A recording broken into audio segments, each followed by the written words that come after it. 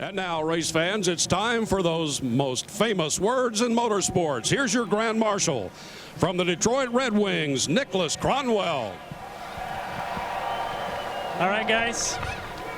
Drivers, start your engines.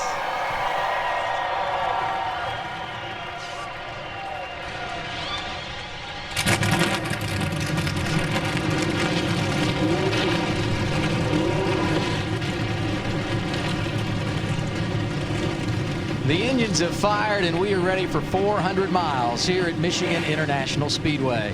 Hello and good Sunday afternoon, everybody. Happy Father's Day. I'm Adam Alexander with Wally Dallenbach and Kyle Petty, and this has always been one of your favorite tracks, Wally, and the reason why, those wide corners, you can go 3 and 4 wide sometimes, but that all changed a year ago when they repaved this place. So what should we expect this afternoon? Well, first of all, I'd like to say Happy Father's Day as well, but yeah, you know, we watched the race yesterday, the nationwide race, and it didn't get all the way up. The groove didn't get wide. But I'll tell you what, the race was great yesterday. And I think there's plenty of racetrack to get good side-by-side racing here. I think it will move its way up. This is a lot longer race, and I think these cars are a little bit more of a handle.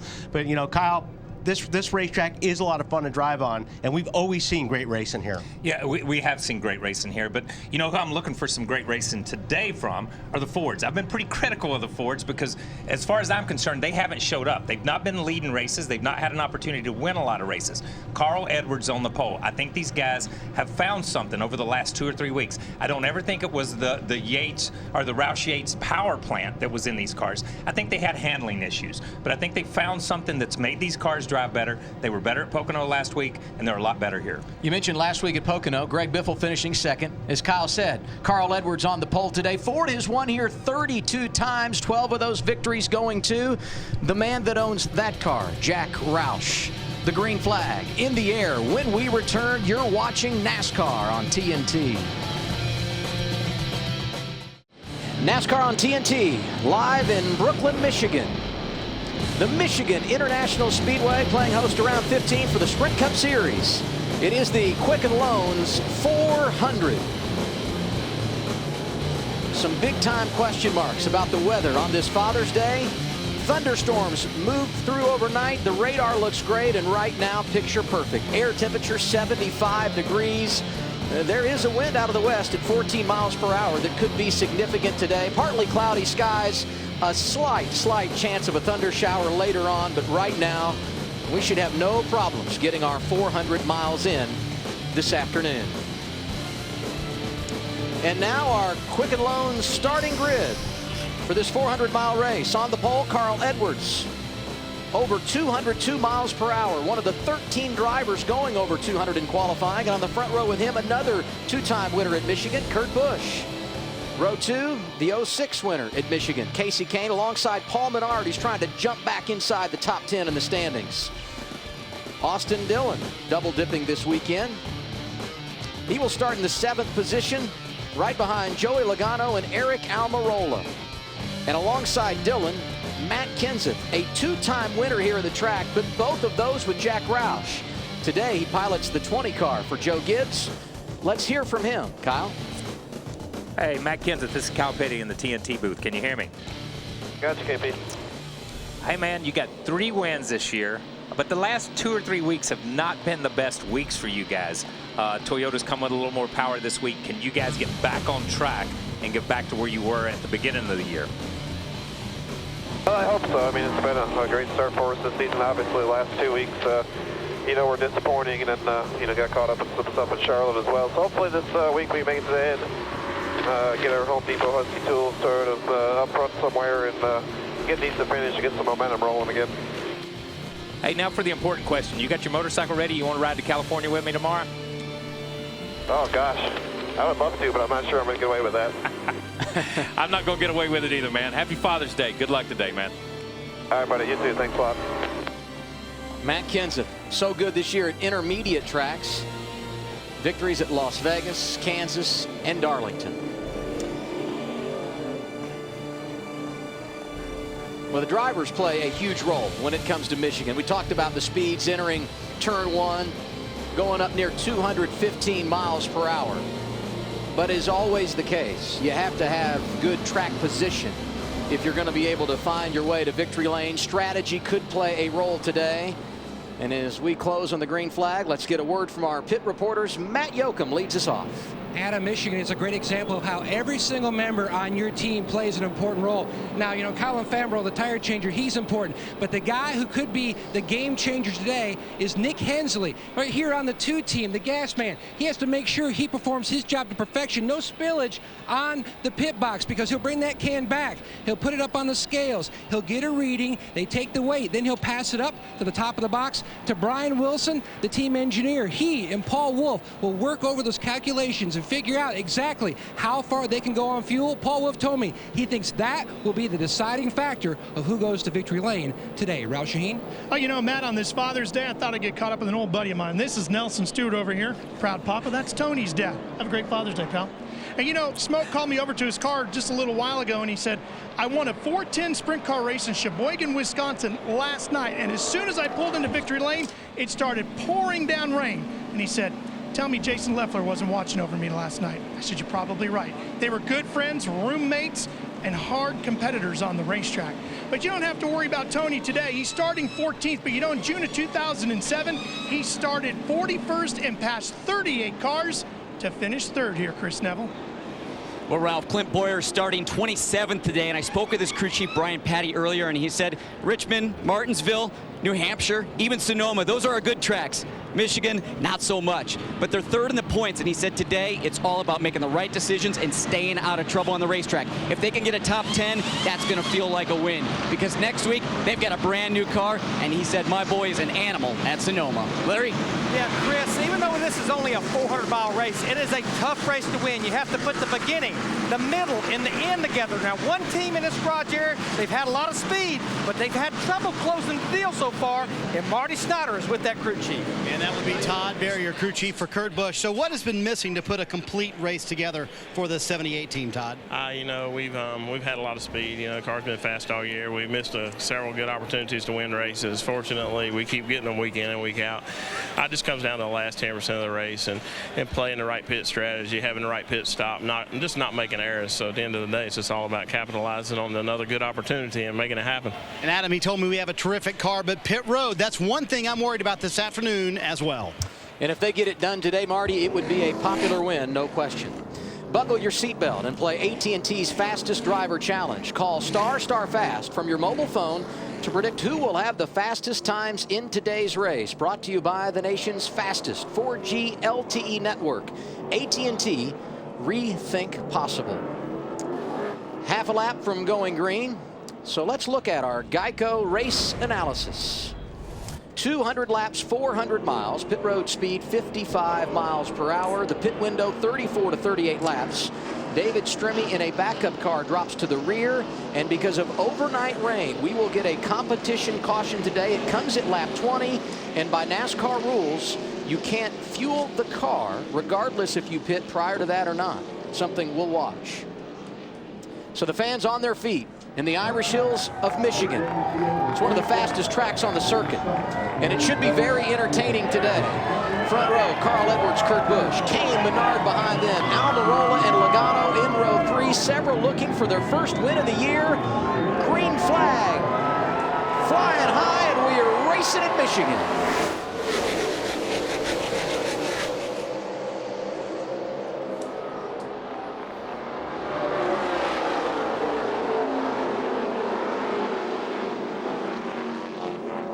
I think there's a little bit of contact there between Busch and Carl Edwards. If there wasn't, it was awfully close.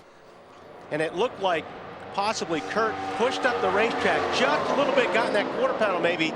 Carl Edwards is going to lose a few spots. Yeah, they were just about. Wow, look who's sliding underneath them right now. Kane. Yeah, there would just about have to be contact for Carl to jump out of it that fast. Yeah. Just to start up the racetrack. Left rear quarter. Yeah. Yep, there it is. 27 got me. And it looked like, it really looked like Kurt's car started pushing, which we see a lot coming off of turn 2 here. And remember, green racetrack. It rained last night, washed a lot of rubber off the racetrack, so that was a totally new experience for those guys going in the first corner on this green racetrack. Carl on the pole, choosing the outside lane there at the start. it's the proper choice if nobody runs into you. Okay, so Exactly. you can't criticize that. Just pointing it out, not criticizing.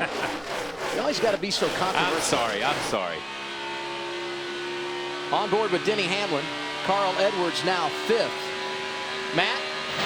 Carl Edwards telling Jimmy Finnegan, the team, the car was just simply too loose on that initial lap, and that was a concern so many crew chiefs had this morning. Green racetrack, the trend here early on, just trying to hold on to a loose race car until this track takes more rubber and tightens up. A replay of what happened at the start. Edwards outside, Busch inside, and that 27 bright yellow car right behind him, Paul Menard. Yeah, and listen, they weren't giving each other, neither one of them were giving each other very much room. But Carl definitely got short end of the stick on that deal.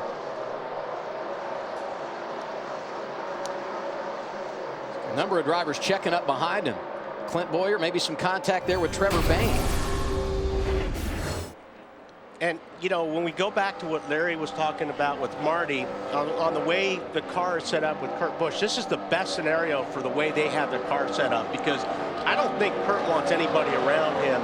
Having that car soft, down on the ground, having the rear spoiler out of the ground, you want to be able to run with nobody around you, or that car is going to get very, very loose. So that really played into his hand. Here's Jimmy Johnson, started 17th, dropped back to 22nd. Inside of Trevor Bayne for a position as they cross the start-finish line, completing lap 4 of 200.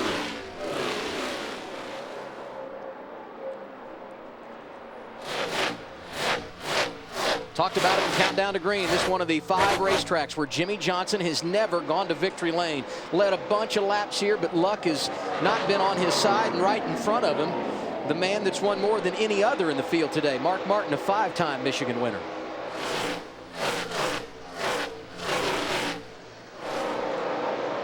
Just looking at how much these cars are kind of sliding around now, I believe this group is going to get wider here.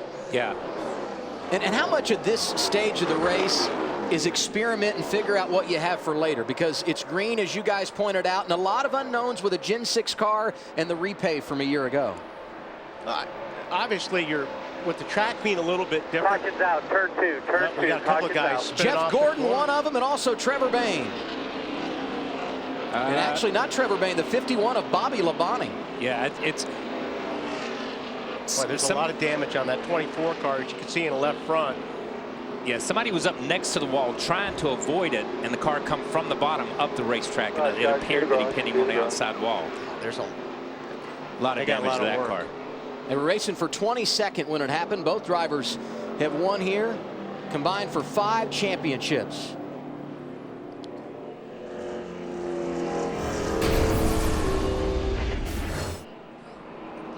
You see Bobby right here in the middle in the 51 car. Whatever that was. You did see Bobby. That's Casey Mears in between them. Oh, it just breaks loose. Yep. And you see Jeff go to the high side, gets pinned on the outside wall. That's huge for Jeff Gordon, who entered 11th in the standings, had a wild card position, only a couple outside the top 10. Had a wild card position, but it was on points. And as we've talked, this is, you know, and Jeff knows he's got to win some races. Boy, Jeff got. It's like he got on the brakes, though. But he got loose. It's like when he got on the brakes from that angle, you could see the thing kind of jump out. And these cars run a lot of rear brake. You know, they talk about having so much rear brake. There's a lot of room up high, but that car turned sideways. Like, say, when you got on the brakes, boy, that thing turned right back into the 51.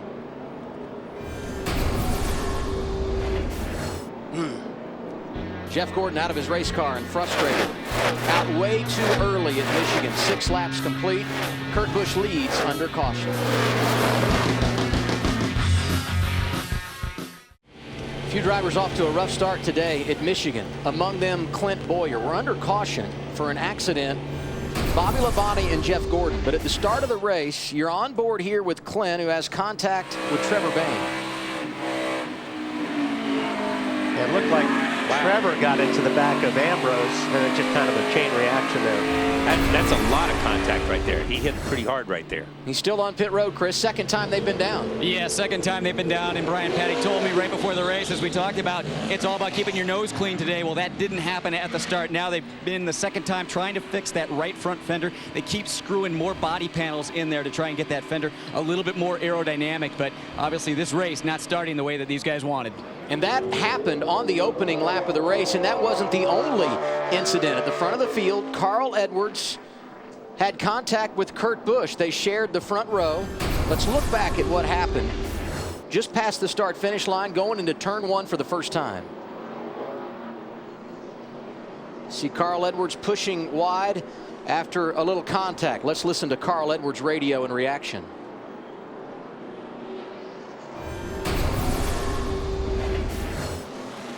Just curious, which car you think got me?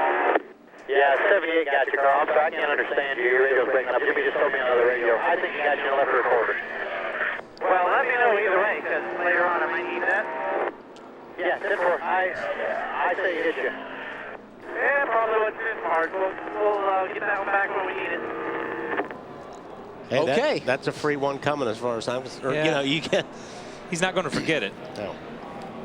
A few other drivers that came down pit road.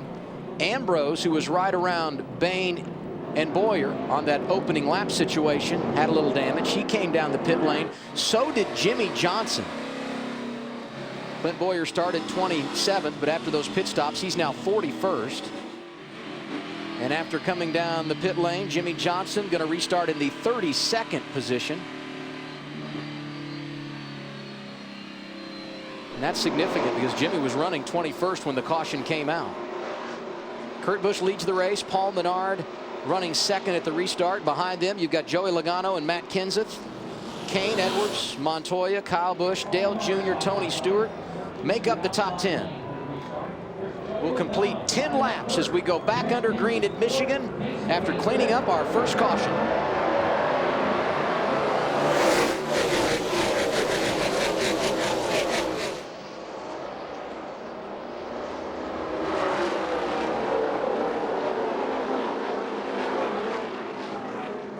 Look at Kenseth in that outside lane, trying to go around Menard for the runner-up spot. And like we said at the beginning, the outside lane was going to be the best lane on that original restart if Kurt hadn't got into him. But you saw Matt's able to drive around, keep him pinched down on the bottom, and keep that momentum down on that car and keep the momentum up on your car.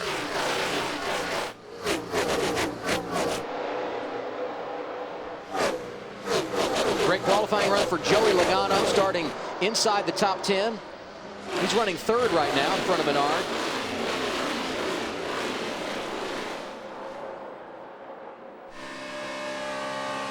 On board with Tony Stewart, who's in a backup car after crashing his primary in the opening practice on Friday.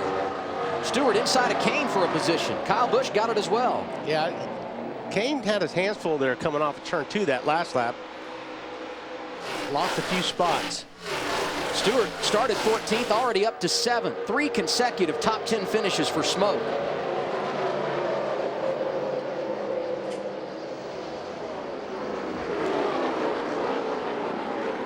Now Tony Stewart going to 6th, driving right around to the inside of Kyle Busch. He's on the move early, Ralph. Adam, the key term with Tony is platform. That's what they work off. And he said, as he gets inside of Kyle Busch, that he is happy with the platform on the 14, likes where the car is. He just wants them when they get the opportunity to make the rear end of the car a little bit more secure. But the platform is good in the 14. And we saw this yesterday in practice, Wally, how quick he got back to the gas, even before the halfway point. And his car's really rolling through the center. Larry? Yeah, I just want to expand on this platform. It's an aero platform, and you know, we talked about some of these drivers really letting the back of the car travel down. Well, you can't just let the back of the car travel down without bringing the front of the car down with it. Now, I don't know that the 14 car of Stewart is traveling the back, but I think the biggest thing going on with Tony Stewart, Adam, you mentioned it, 3 consecutive top 10s. They've done a lot of testing of late. They went to Dover, they went to Pocono, and a lot of the places. I think Stewart-Haas Racing has hit on something, and I think we're seeing it here at the start of this race. Larry, you know, we talked about it, and you talked about it before. Platform, that 14 car is really getting into the corner, rolling through the corner a lot better than the 18 car, but the 18's faster down the straightaway.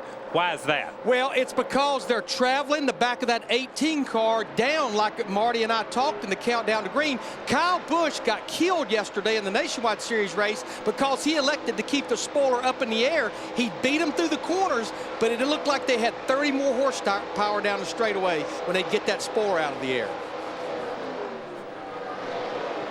Let's hear from Matt. Adam, Kyle Busch racing and learning for later in the race. When the caution came out, Dave Rogers told him this is a great opportunity to see what these tires will do with a heat cycle as they cool down and then warm back up. So that way, later in the race, if they get into a situation where they have to go fuel only, they'll know exactly how the race car will react with the tires that have a few laps on them. And, you know, getting back a little bit to the way these cars are set up, Casey Kane in the first few laps was just losing positions and going nowhere. He just picked up both spots back from Tony Stewart and Kyle Busch. What kind of goes back to what Larry was saying. I think if some of these guys, the way they're set up, are probably going to be better for the short run, and the guys that may be a little bit stiffer, have the spoiler in the air, are going to be better for the long runs. Kane got around Stewart, and you can see closing the gap, Kyle Busch driving up on the 14 as well.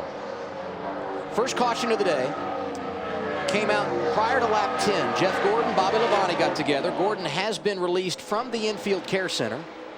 And we will get another caution at lap 20. That will be a competition caution after overnight rain here at Michigan.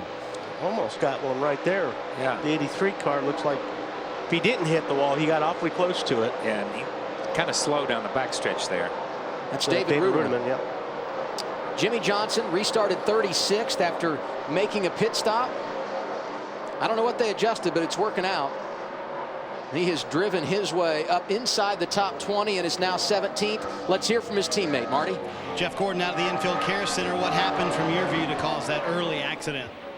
Well, it looked like Bobby Labonte, lost it off of turn 2 there. I mean, it was pretty slick over there, and he just did one of those slow spins where I just couldn't tell which direction he was going to go, so I had to guess, and I guessed the wrong way, and it didn't really have, anywhere to go. But I just can't believe the way that this season is going for us, this Drive to Hunger Chevrolet. It seems like we can run all day long when we can't get the car right, but when we finally get the car right, something like this happens. Charlotte, I thought our car was awesome, and I was really pleased with the way the car took off right there. We were really going to march up through the field, so it's unfortunate, and this team just continues to have to face adversity, and I appreciate how strong they are during it, but I just wish we didn't all have to be tested quite this much. Coming up to the competition caution, would you say the track is surprisingly slick, Jeff? It's not surprising because I expected it. When you have these fast practices in the mornings and then it loses a little grip in the next practice, when the sun comes out on race day, it's going to be pretty slick. So I just wasn't surprised. All right, Adam. Not been a good year for Jeff Gordon. Came into today with 5 finishes outside the top 20, and likely will have another one here today and take a huge hit when it comes to the championship. See Dale Earnhardt Jr. there. Look inside the top 5. Paul Menard running in front of Carl Edwards. Those the last 2 cars inside the top 5. Kurt Busch started on the front row, grabbed the lead early, and has been out front ever since. You go back to Jeff. Jeff had a rough year last year, too. I really picked Jeff to contend for the championship as fast as he was getting into those last 10 races. And here's our competition caution, but he's just, his luck has not turned around. So we've now completed 20 laps in this, the planned competition caution that NASCAR had laid out because of the rain overnight. Free pass goes to David Gilliland in the 38 car. He was running 41st. Kurt Busch leads under caution. Matt Kenseth, Joey Logano, Paul Menard, Carl Edwards, the top 5. Then you've got Casey Kane, Tony Stewart, Kyle Busch, Dale Earnhardt Jr., and Juan Pablo Montoya, the top 10. I think we're going to see some strategies right here already. We talked about that earlier. Track position being as important as it is. we're going to see probably a lot of two-tire pit stops right now. And we heard a lot of guys yesterday in practice saying, I'm better on old tires. Yeah. And I'm sure a lot of crew chiefs thinking about, how do I manage this so I've got it where it needs to be for the stretch run, because you can't just play that game the last 50 laps. You have to start early, setting yourself up for late race success.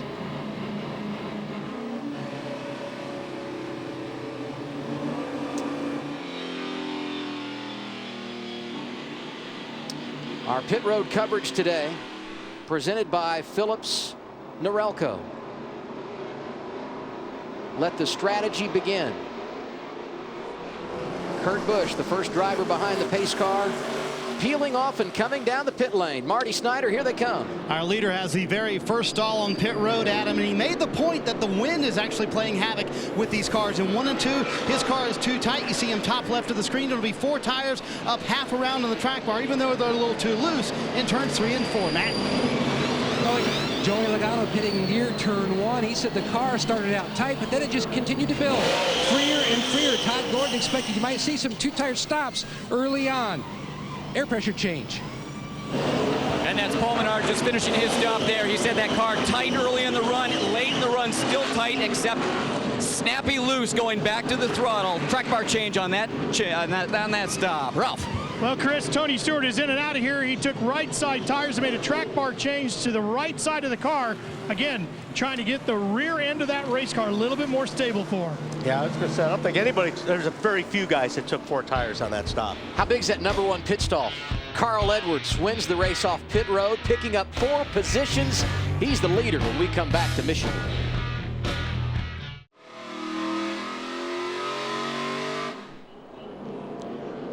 They're already saving fuel? That's what it looks like. I mean, Biffle's just shutting his engine off. They're already saving fuel. And Kyle Busch penalized on that cycle of stops under caution for passing on pit road. Okay, question, and we might have to go to Larry on this one if we can bring Larry in. If this is a penalty, okay, well then let's go to Matt. Let's go to somebody and get a clarification here, because I thought when you served a penalty, you couldn't work on the car. What are they saying, Matt?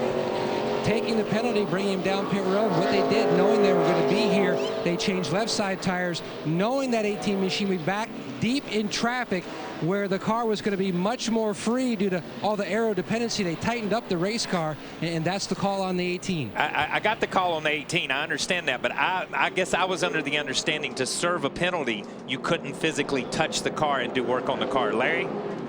Hey, Kyle, I'm pretty sure the actual penalty is start at the tail end of the longest line. Got it. So it really has nothing to do with pit road. He didn't even have to come to pit road. He just has to go to the tail end of the longest line. So why not make a pit stop? Yeah, that's a clarification. I appreciate that, because I thought when you had a penalty and had to serve it on pit road, you couldn't touch it. But going to the end of the longest line, as you say, you don't have to come to pit road. Kyle Busch was going to restart in the 9th position after the penalty. 34th is where he has scored. Michael McDowell had not pitted. You see him pulling down in that black 98. On the front row with the green flag, Carl Edwards, who won the race off pit road alongside fellow Ford driver Joey Logano. Let's see if it works better this time for Carl.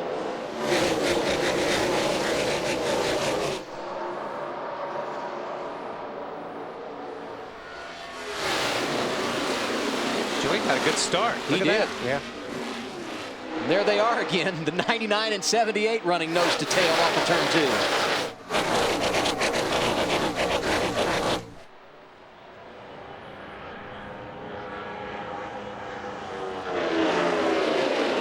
How about Jimmy Johnson? Came down pit road at lap 9.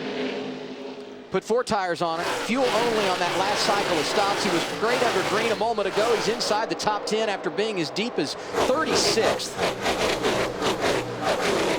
I don't think that's really a surprise to many of us. I mean, you know, these guys, we've seen it so many times where they've had trouble or they don't run good the first part of the race. They come in, Chad works on it. Oh, a little bit loose there. Wow. It's a 43 car, it looks like. Yeah, McMurray up behind the 43 did a nice job saving that car. But these guys, the 48 team is so good at working on that thing, getting it better, and he always winds up finding his way towards the front. And Marty? Yeah, I was going to talk about that move by Chad Knaus, Wally, and good call for the work they've done on it. Coming in, taking those 4 tires. Jimmy said the car a little bit too loose, and they made a track bar adjustment, and then fuel only on that last stop. Chad Knaus told me all we have to do is get to the top 10, then we can play everybody else's game. Guess what? Now they're in the top 10, as you mentioned, Adam, back as far as 36 earlier. And that's something, Adam, like you were talking about, you know, working on, okay, what do we do here for our strategies? Well, my opinion, 48's already ahead of the game because they only have to take 2 tires next time. Yes. And if this thing goes green for a long time, they're going to be in a better position. It's just take 2, while everybody else is going to have a lot of laps on the left sides.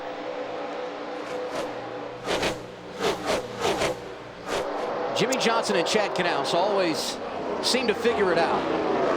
There was never a question last week at Pocono. He started out front when qualifying was rained out and dominated that race, leading 80% laps. And there goes Kurt Busch around.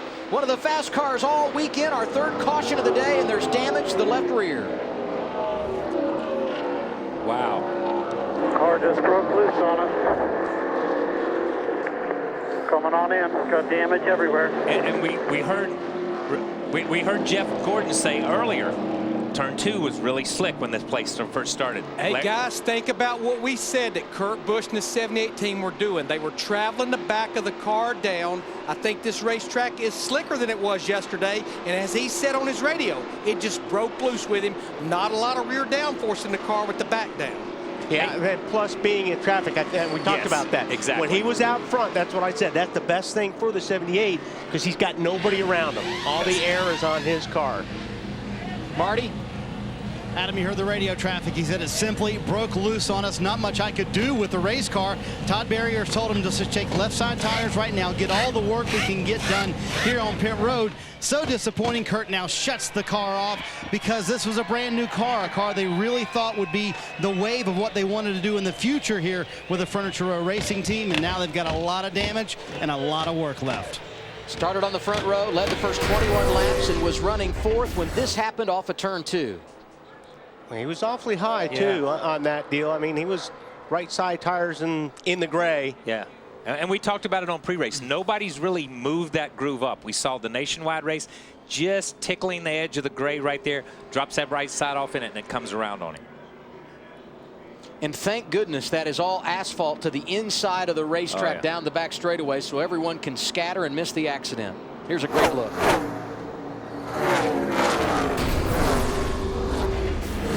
Kurt Busch on pit road, fixing damage. 3rd caution of the day. Joey Logano being scored as the race leader right now.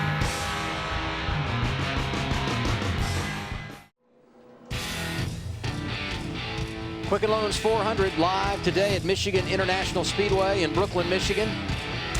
Happy Father's Day and good to have you with us on TNT. Kurt Busch on pit road. They continue to repair the damage there. It's our KFC fresh off the wire. One of the fast cars all weekend started on the front row and unfortunately involved in a wreck at lap 29 after leading the first 21 laps of the event. And they're working on the cosmetic side, but that car took a pretty big hit on that left front. When it spun around and got in the wall with the left rear, it slapped the left front. And you can see they're working here. But it's going to be interesting to see once they get the body put back together, mechanically what's wrong with it.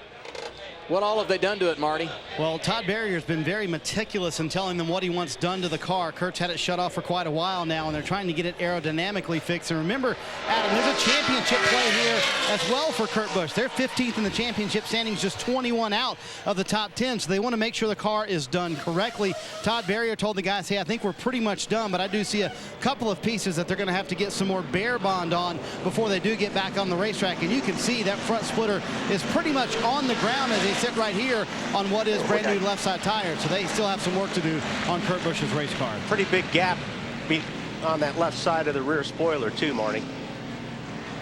Yeah, you see that gap, you could see it in that shot a while ago. They're back there working on that, but just like Marty pointed out, that left front is already down on the ground. They've got to pull that back up. All that front end got bent and twisted. That's going to take a lot of work. Put it this way, this car's not going to be fun to drive the rest of the day. Not the rest of the day. It right. The Mobil 1 in-car camera on Race Buddy lets you ride shotgun with Tony Stewart. Go to NASCAR.com and check out the Mobil 1 in-car camera on Race Buddy. Tony Stewart started 4th today in a 14th rather in a backup car, went up inside the top 10 and right now stabilized in the 10th position. 32 of 200 laps complete. We'll get the green flag the next time around. Joey Logano, who got the top spot on a restart moments ago, has selected the outside lane. Carl Edwards scored 2nd. Matt Kenseth, Martin Truex Jr., Dale Earnhardt Jr. rounds out the top 5. Paul Menard, great qualifying effort. He stayed in the top 10. Casey Kane there as well. Jimmy Johnson now 8th. Juan Pablo Montoya, and we told you about Tony Stewart. Free pass here goes to Travis Kvapil. At the restart, he will be 37th.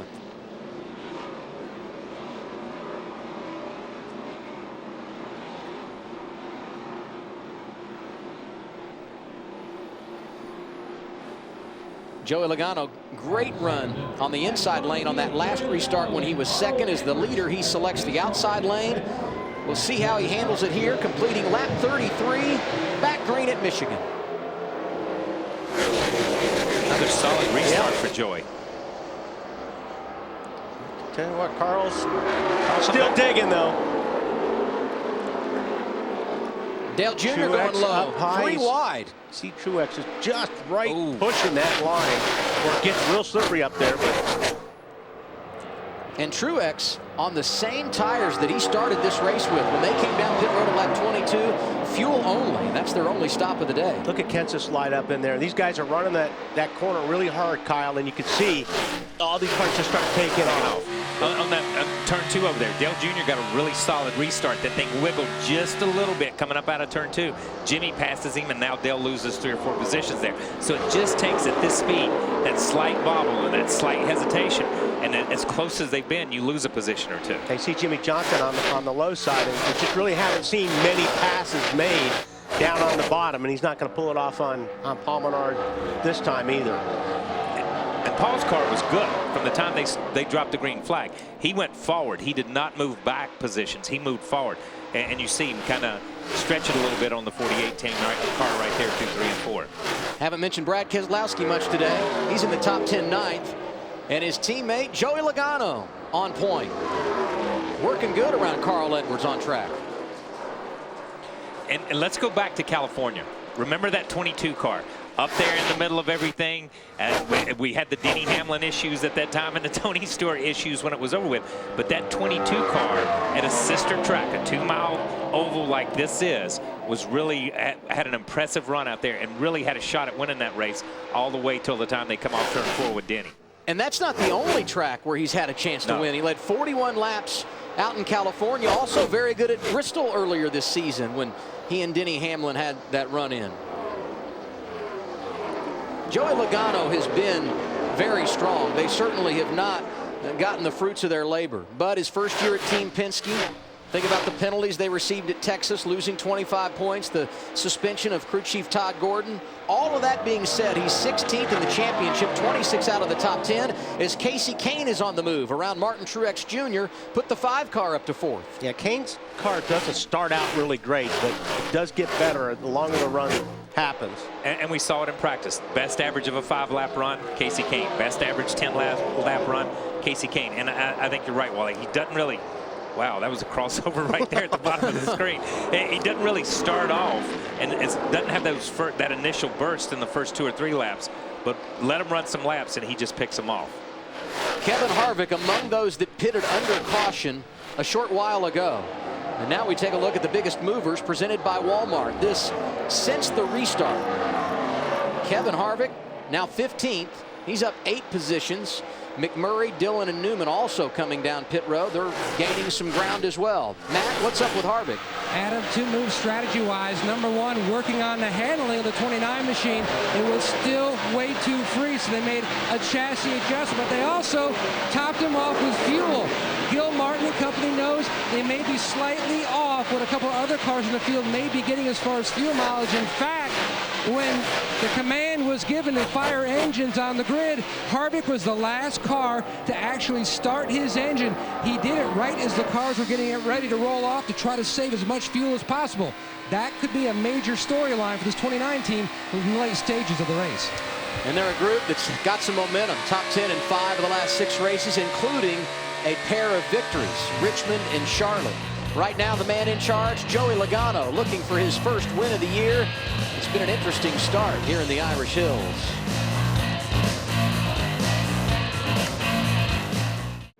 Fourth caution of the day for debris. Let's go to pit road. Brought to you by Phillips Norelco. Marty? Boy, was this caution well timed for Matt Kenseth. Top left of your screen, he had a piece of plastic on the front grille.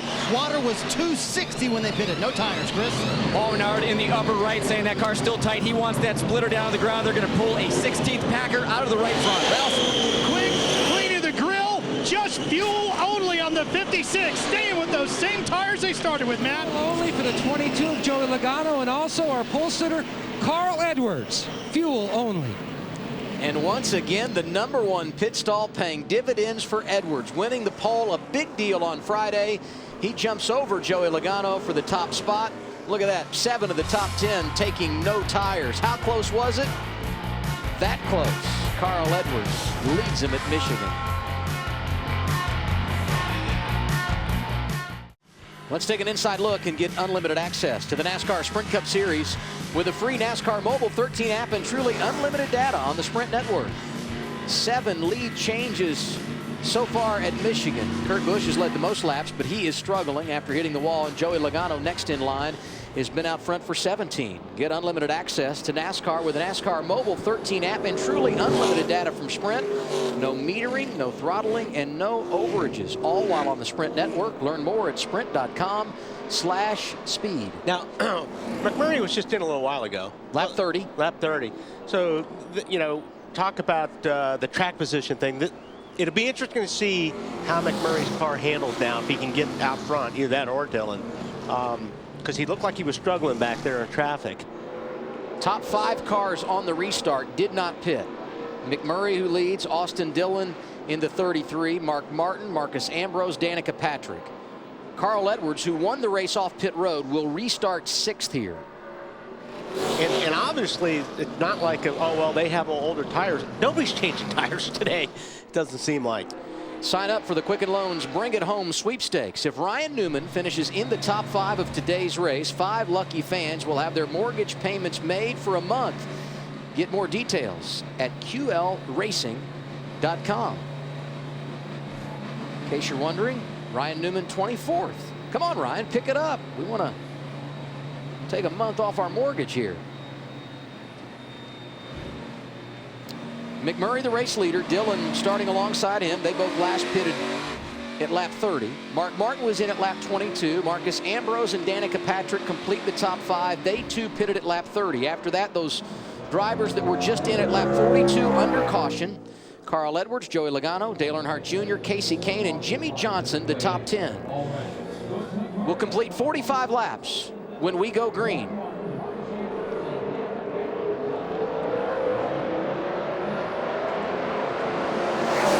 Candy got a good restart there. Clears Dillon.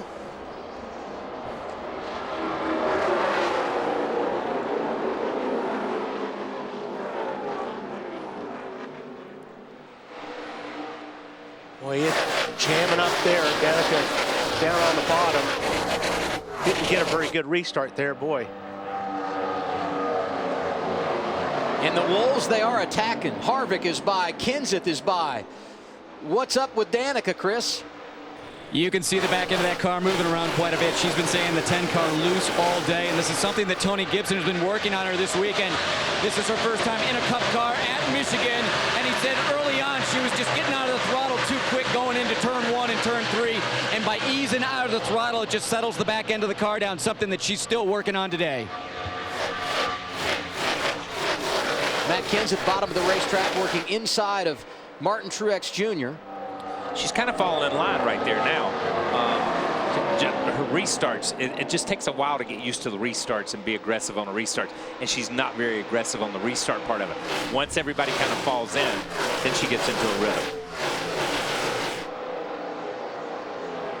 Focus for that team all season long: log laps, gain experience, and they've done a pretty good job at of hitting their goal. And that's the focus for any rookie team. We can talk about Ricky Stenhouse, too, who's a nationwide champion. Focus is that first year in Cup is come in here, run all these racetracks, then try to step it up a notch the second half of the year and prepare yourself for your sophomore year. Kasey Kahne gaining some ground since the restart inside of Marcus Ambrose. Kahne now 6th.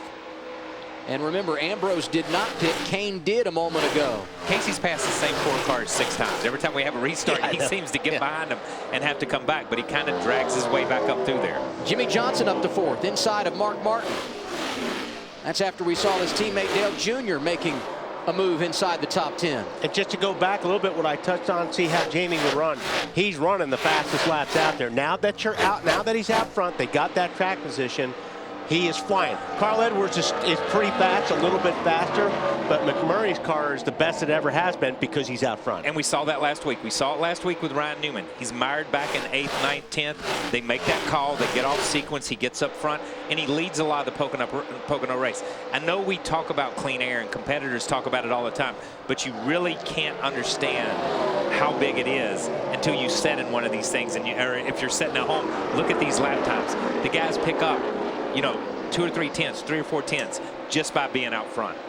Yeah, and it's like you look at this situation right here, like where the 2 car is. When you get behind somebody and you're coming off the corner and you're turning the steering wheel, instead of the car turning where you have the steering wheel pointed, it wants to go straight because there's no air on the front of that car. And there's a perfect example of that momentum thing that Kyle talked about. Inside of Harvick was Brad Keselowski. He can't make the pass, and then he loses his spot. Meanwhile, Kahne continues on the move. Kahne 5th.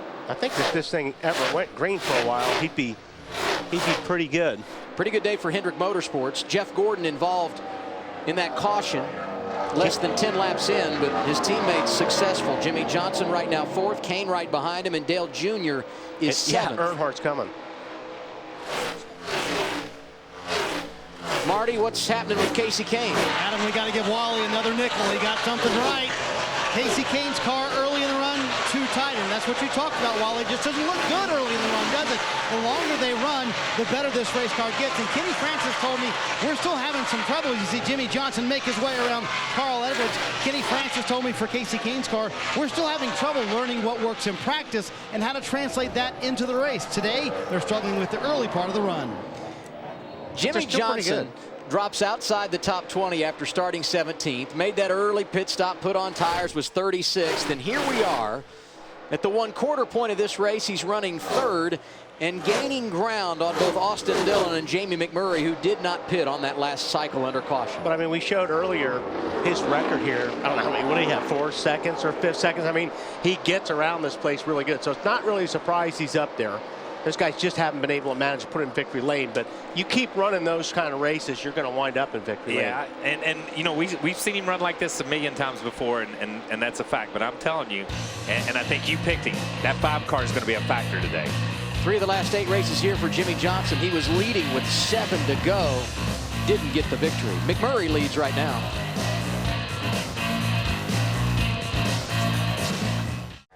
Jamie McMurray has led the last 15, now 16 laps at Michigan. He got the top spot when he stayed out at lap 42. A number of other drivers came down pit road, among them Jimmie Johnson, who has now driven his way up to 2nd. And right behind him, Austin Dillon, who also stayed out at lap 30. Time now for Ram, no guts, no glory. Larry, what are you seeing when you look at the varying strategies playing out today? Well, what I'm seeing, and you guys have touched on it, it's really all about track position and being out in clean air. And when I look at Jamie McMurray in the 1 and Austin Dillon in the 33, of course, he just got passed by Jimmie Johnson in that 48. They're actually even on different agendas as far as tires, because on the 3rd caution at lap 28, Austin Dillon and his team, they took 4 tires. Jamie McMurray pitted for fuel only. So I think anything you can do to stay out front, it's going to be to your benefit. Now, I will say this, McMurray and Austin Dillon, they will have to make a pit stop here in about 6 to 8 laps, considering that they have been out there on fuel since way back at lap 30. And Austin Dillon has started to drift back. You saw Jimmie Johnson go around. Here's Kasey Kahne grabbing the 3rd spot away from last year's Nationwide Rookie of the Year. And we saw this with Casey's car yesterday. He could go in anywhere he wanted to on the racetrack and just turn left in the middle of the corner and go down to the bottom of the racetrack. And that's exactly what he did to Dylan, took that line away. And you haven't seen many guys be able to pass down there. No. Casey's one of the few. Larry mentioned a moment ago that McMurray will have to pit if it stays green in the next 6 or 8 laps. Chris, how's he feel about his car? Well, Larry Mack said it, clean air. Jamie McMurray said early on that car was a bit too tight, but now that he's out front, he said it's on the edge of being a little bit too free. And I talked to Jamie Mack earlier this weekend, and he said the big turnaround with this team is understanding where a good baseline setup is. He said last year we were so lost at the racetrack, we were going in 1,000 different directions. We'd get lost, and it was a bit of a science project. We finally found a good baseline setup the last 10 races of last year, and that's where we have stuck this year. Larry? Yeah, guys, I know everyone is scratching their head because if you come to pit road for fuel only, you're there long enough to at least change 2 tires. But guys, this is the same tire combination we raced here last August. This track has a ton of grip, and what these drivers saw in practice, 4 fresh tires actually slows you down. They almost grip too much, and then actually you can run faster as you get laps on the tires, Ralph. You know, adding to that, Larry, I talked to Chad Johnston, crew chief for Martin Truex, and I said, you've run a quarter of this race on the same set of tires. Why? And he said, because they don't drop off enough, and on top of that, every time you change a tire, you open yourself up for a mistake. And that's something they're trying to avoid as much as they can. The less mistakes you make, the more track position you hang on to. Hey, but Larry, what if this early in the race and with the way the cautions have been falling, wouldn't you want to keep putting tires on it at this point? So in case this thing does go green later in the race and you have to come down, you can get away with just doing 2 tires and fuel? Wally, I don't think it matters. I mean, I know right now Jimmy Johnson in the 48, he is eating McMurray's lunch right now. He's going to probably take the lead here in about another lap. But I don't think you would need to change tires to run 2 full stops right now. There's no wear on these tires. And Martin Truex Jr., as Ralph pointed out, is perfect evidence of that. He's not changed tires today. Battle for the lead. Jamie McMurray had it since the last restart. And here comes Jimmy Johnson. Clear. He led that last lap. First time he's been out front today. Jamie may have had a little bit of debris on his grill as well. That's why he got so close to the back of the 48, and it looks like it cleaned it off. Perhaps a little debris up front for Jimmy Johnson as well. Marty had pointed out during a commercial break a moment ago, Chris. Yeah, you guys hit the nail on the head there, right when Larry was talking about the 48 starting to come around the 1 car. They told Jamie Mack, give it to the 48 and squeeze up behind him. He got something on the grill, and the water temp was 275.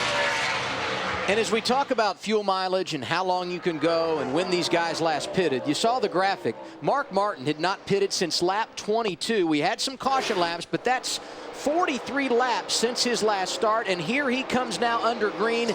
This a scheduled stop, Chris. Yeah, Mark Martin finally happy with what they've done with the Gen 6 car. He said last week we were just lost at Pocono, but this weekend they finally figured something out with the 55. He's happy with the handling. Said that car very neutral right now. 4 tires, no changes.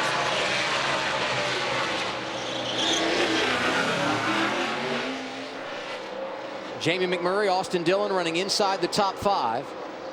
They stayed out when Mark Martin did, but they were 8 laps better than him in regard to the fuel situation. They last pitted at lap 30. We will likely see them on the pit lane soon. Meanwhile, Jimmy Johnson back where he's feeling comfortable and has spent so much time the last couple of weeks in the race lead. And just like Johnson did a few laps ago, his teammate trying to do the same. Go around Jamie McMurray. Casey Kane in the 5 car continues to get stronger and stronger. I mean, this thing just rolls through the corner, and we talked, like I said, on rails. Yes. I've not seen anybody else be able to do that this weekend here. Kane grabs the runner-up spot, and behind them, another Hendrick car on the march. Dale Jr., last year's Michigan winner, driving to the front. Yeah, Dylan's doing a good job. You know, they got him in a good position there on strategy, but he's still hanging in there.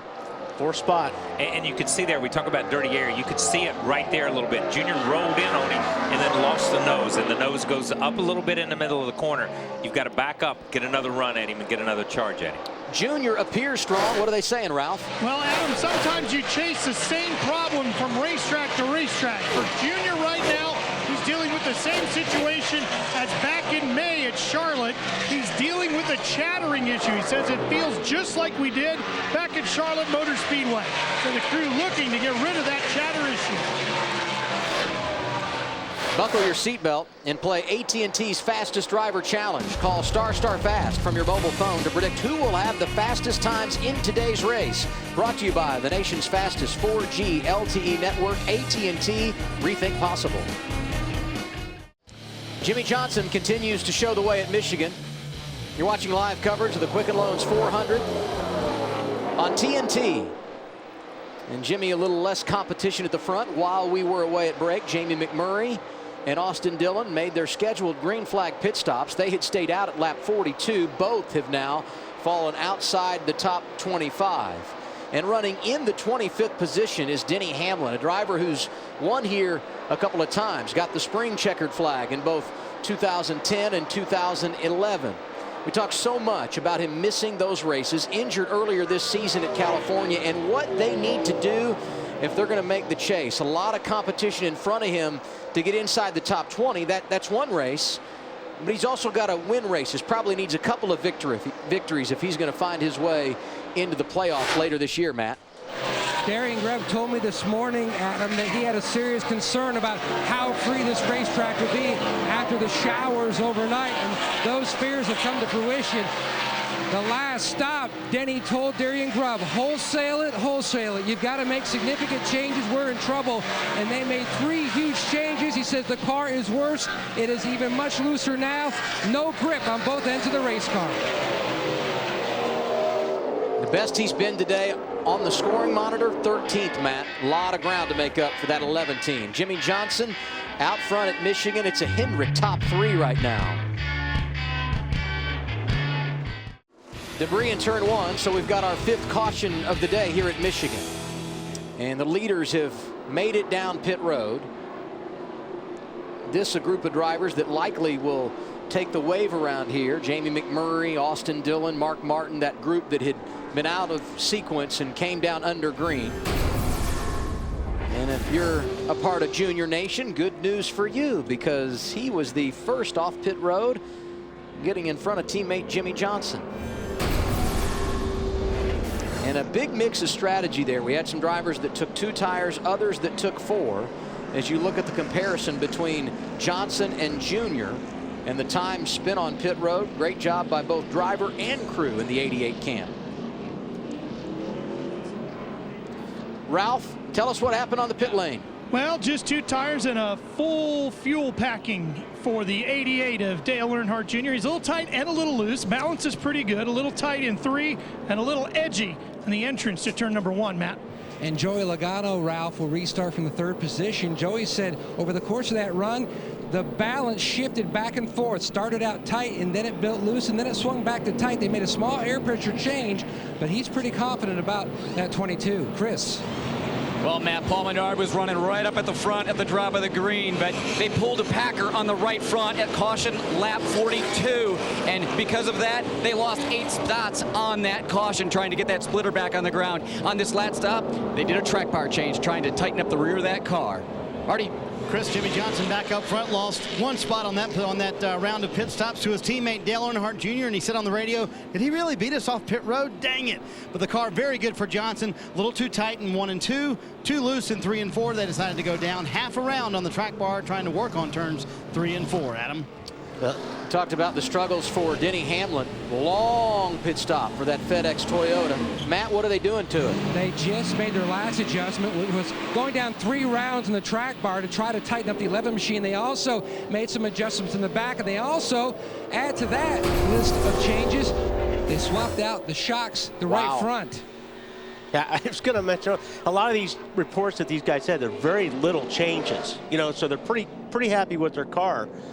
Obviously, that's a big change. When Menard made a change, that was probably a big change, and it's going to take them a stop or 2 to narrow it down and get it better. And we heard the report earlier. Wholesale changes. Denny wanted wholesale changes. When you start changing shocks in the middle of the race, that's a little bit more than wholesale changes. You're changing everything. And now our Goodyear superior performer, Dale Earnhardt Jr. Since 2008 at Michigan International Speedway, 2 wins, including 1 year ago, and 4 times he has finished inside the top 5. And a year ago, he took the lead at lap 70. That's when this team really found their groove. Not totally satisfied with the car early. Worked on it. Did he and crew chief Steve Letarte kind of right in the wheelhouse right now. The big question will be, what can he do with Jimmy Johnson on the restart here?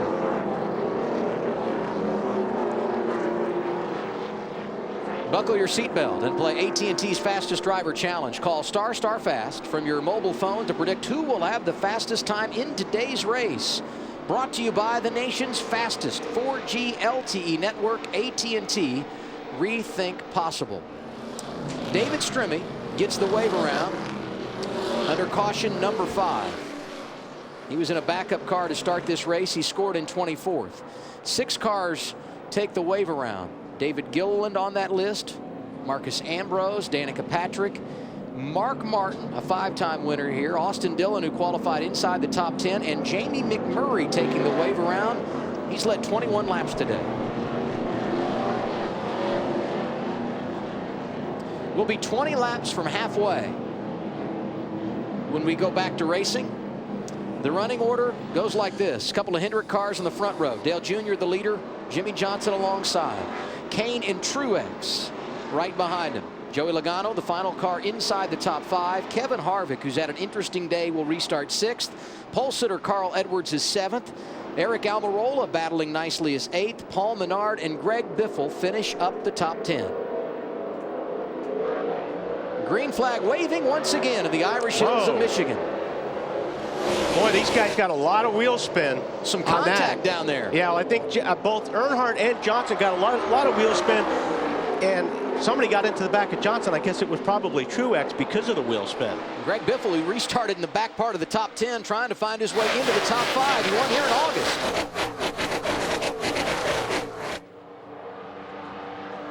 Worked out good for Dale Jr., who has no problems getting away from his teammate Jimmy Johnson. That 48 on a slide. Yeah, that was a when that happens, boy, there's not a whole lot you can do except they're going to be passing you on both sides. It is way too early in the race for Kevin Harvick to be at the front, but he is running second to Dale Jr. as you hear the crowd cheering for NASCAR's most popular driver. On point once again at Michigan.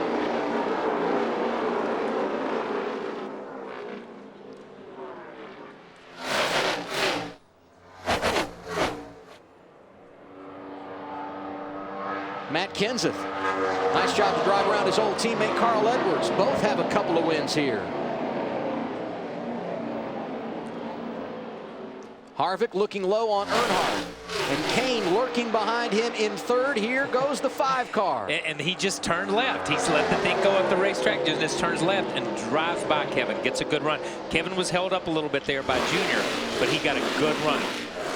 Yeah, the 5 car has not lost that track position that we saw the 48, so it's going to be interesting to see how the 48 runs these guys back down. He's back in 12th now, talking about Jimmy Johnson. Let's go back and look at the restart, coming to the green at lap 80. I think keep your eye on both of them. Obviously, Earnhardt spins the tires. He gets a little bit loose. I think Johnson does the same thing. Truex gets in the back of Jimmy. Here's what I'm going to tell you what happened. This is what, if you watch this, you're exactly right. The 88 car spins the tires. Okay, Jimmy gets a good run. Then what does Jimmy do? He doesn't want to beat him to the line. He doesn't want to beat him to the line. Jimmy lets off, and when he lets off, it stacks those guys up behind him, and then Jimmy gets penalized for it because he's the one that loses all the position. I'm going to bet when this race is over with, you ask him what happened. He didn't want to beat that 88 to the line because of what happened to him at Dover. Nice pickup. But something like that, I mean, we talked about that with NASCAR. Yes. They will take that into consideration. If the pole pole sitter, the lead car, spins its tires. True. And you beat them to the line. That was talked about, and they said, yes, we do take, because Elliott Sadler got hammered on that big time at the Brickyard, and everybody cried foul on that. All right, now let me ask you a question. Put your driver's helmet on. Don't you want to prove a point to NASCAR? Well, I don't know if that's exactly proving a point right now. But He's running back and it killed him because they went by him on both sides. But it's like you said, I think he did probably spin his tires, but when you look at it, he was giving it back before he got back to the start-finish line. Jimmy Johnson now has gone from 12 in the running order to the 9th position, and here comes Casey Kane, Marty. Casey Kane on the move, and it's an example of 4 tires versus 2. They took 4 on that last stop. Kenny Francis opting also to leave the chassis as long as he stalks his teammate Dale Earnhardt Jr. But Wally, this could be a play for later in the race. You've been talking about it all race long. Maybe later now they'll take 2 because they took 4 on this caution flag pit stop. Yeah, Marty, I just couldn't understand why some of these guys were not taking tires when you had the opportunity under caution to play that card later on. Some of the other drivers that took 4 on that last pit stop: Joey Logano, Carl Edwards, Kevin Harvick, Tony Stewart. And speaking of Stewart, here he is right here in the 8th position, but company from Jimmy Johnson, forget about it. Jimmy's car's still working fine after there's these nothing wrong tires or whatever he did. There's nothing wrong. Maybe he just wanted to spot him 14 positions. Kind of like what they did at the start of the race. Make a pit stop, drop back to 36th, and about 30 laps later, you're inside the top 5. You know, as fast as Casey has been, he's run right there behind Junior and really not been able to do anything with the 88 car. But again, let's give him 6 or 7 laps or 8 laps after the restart. That's when Casey he really starts to shine. Good point. Up over 210 miles per hour. You saw there in our closing the gap as they went down into turn 1. They haul the mail here at this 2-mile oval. I'll guarantee you, as soon as that 88 slips up just a little bit, the 5's going to the bottom, and that'll be the pass.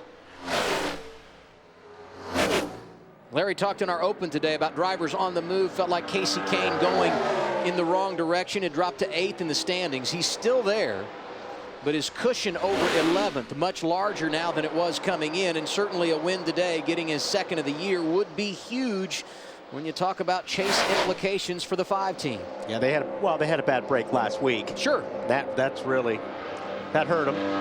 He's been a runner about 3 times this year at 1.5-mile tracks, twice to Kenseth, once at Vegas, once in Kansas, and also to Kevin Harvick in the Coke 600 in Charlotte. Fans getting exactly what they want. All is right with the world. Dale Jr. leading at Michigan.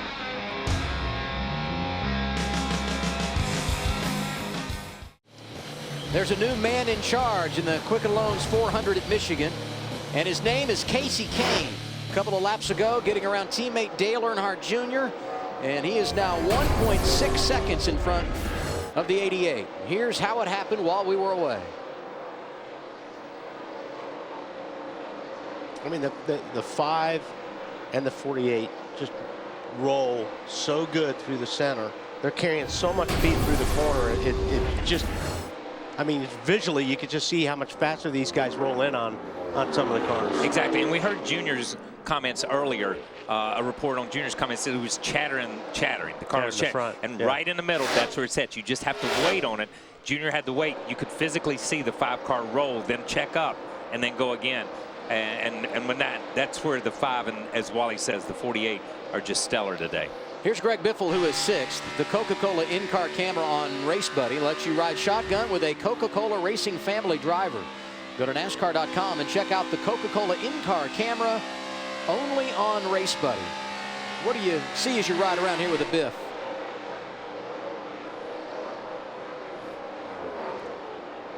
Biffle's running good right now. He's sitting in the 6th spot. He just kind of settled into a pretty decent pace. We saw him and Jimmy, and you saw the 99 of Carl. Carl seems to be going the other way a little bit, but the Biffle has just settled into a good, solid pace here. And as you watch on the steering wheel here, I think he's a little free getting in the corner a little bit sometimes.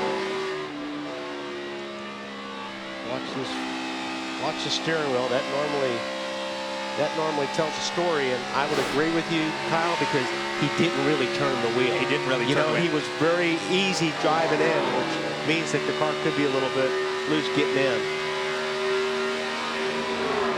210 mile per hour, though, carrying down into turn 1. And to your point earlier, Kyle, 4 Fords inside the top 10. They've had a nice day here at Michigan.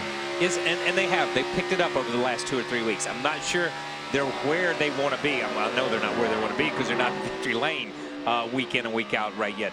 But I think they are catching up to what the Gibbs and the Hendrick cars were. How about this? Today, 1903, is when they signed the paperwork to incorporate Ford Motor Company. I'd say it's all worked out pretty good. What are you seeing, Larry? Well, watching Greg Biffle in this 16 car, remember he started back in the 19th position, as you guys documented, running 6. I actually talked to Greg earlier in the week. He won this race here back in August, the last time we were here. And even though this racetrack and Pocono are significantly different, remember, both of them are fresh repaved. And Greg told me that he felt like there's a lot that's relative between the two tracks. I find it amazing right now. Our top 3 finishers from Pocono last week, they are running right now in the 4th, 2nd, and 6th spots. So obviously Greg knew what he was talking about. Still a long way to go in this one. A couple of laps from halfway. Here's Jimmy Johnson. After dropping to 12th on the restart, he's back up to 4th. He and Dale Jr. on the front row coming to the green at lap 81, and this is what happened.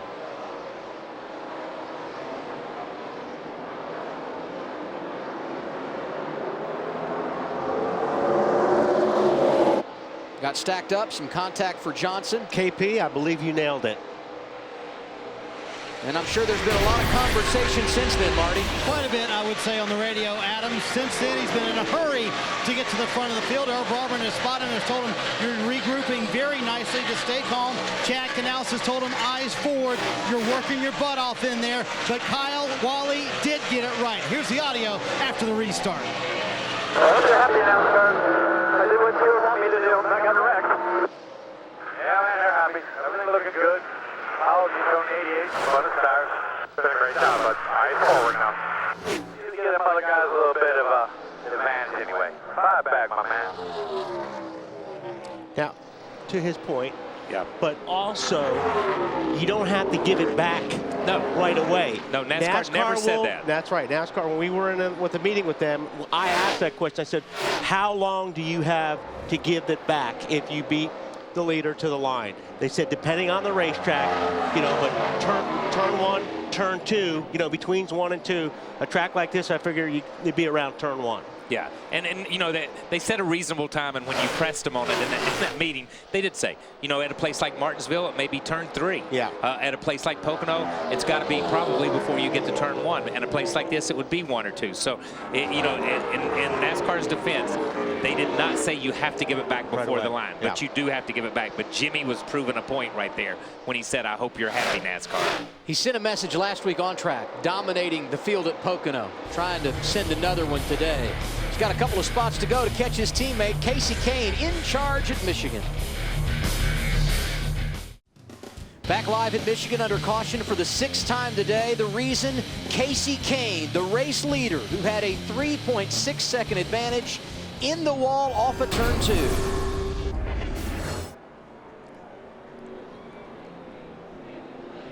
It's probably going to leave blown right front tire. Wow. Exactly what it was. And just about the worst place, too, right as you loaded up one into turn 1. And normally, Casey would be one of those guys that's running the high line. He would have been about 2 feet off the wall because that's where he runs. But the groove has yet to move. Still the same place.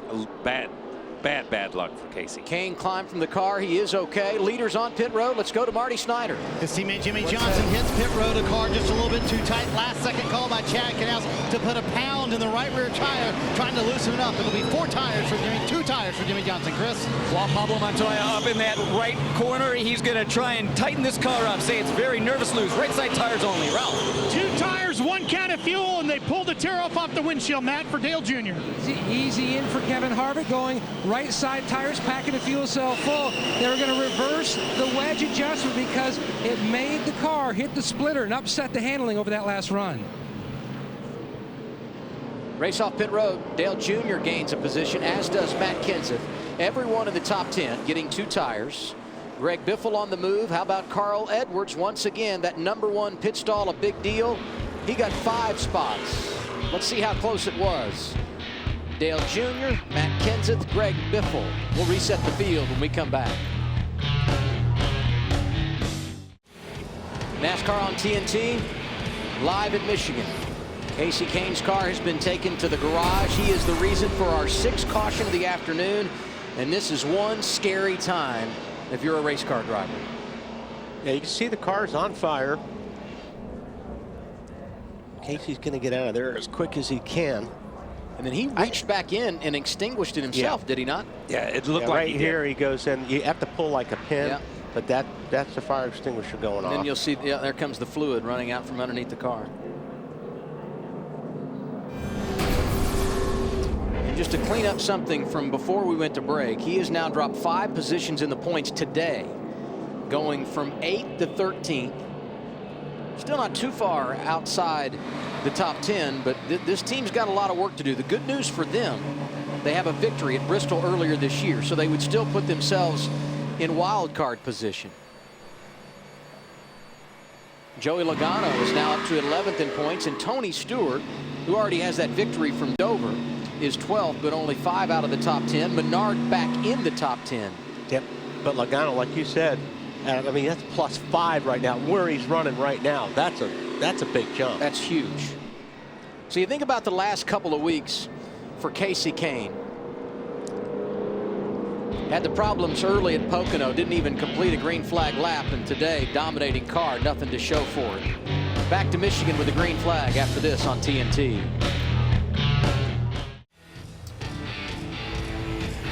Back at Michigan live on TNT, the TeamStream app helps sports fans get their news first. Download TeamStream from the App Store or Google Play and stay in the know. Get TeamStream from Bleacher Report.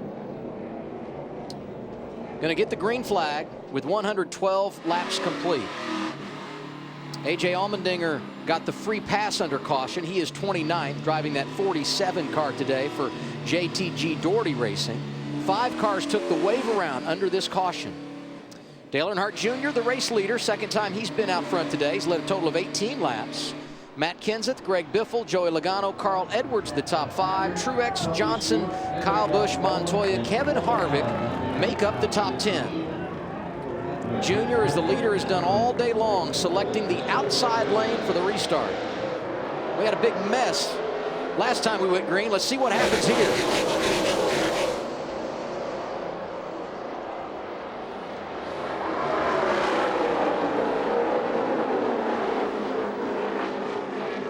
Like a little shove of momentum from Logano on the restart propels Dale Earnhardt Jr. to a comfortable lead off of turn 2.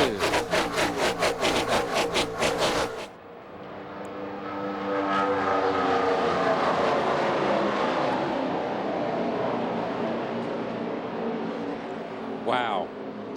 That 48 car drove down in there under the 29 and 18 all on the entrance to the corner. That was impressive. Yeah, you talk about the 18 there, Kyle.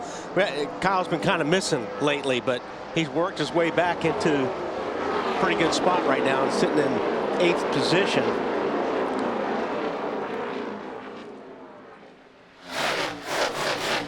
Okay, we haven't discussed Matt Kenseth a lot today, but this is his kind of track. 3 wins this season, and for the first time in a while, someone from outside the Hendrick camp is hunting the front. Kasey Kahne has walked from the care center. Let's get a word with him, Marty. Yeah, he's watching the race on our monitor. Probably tough to watch. Man, I was listening to your radio. You didn't say anything about a vibration. You didn't have any indication the right front tire was going down at all.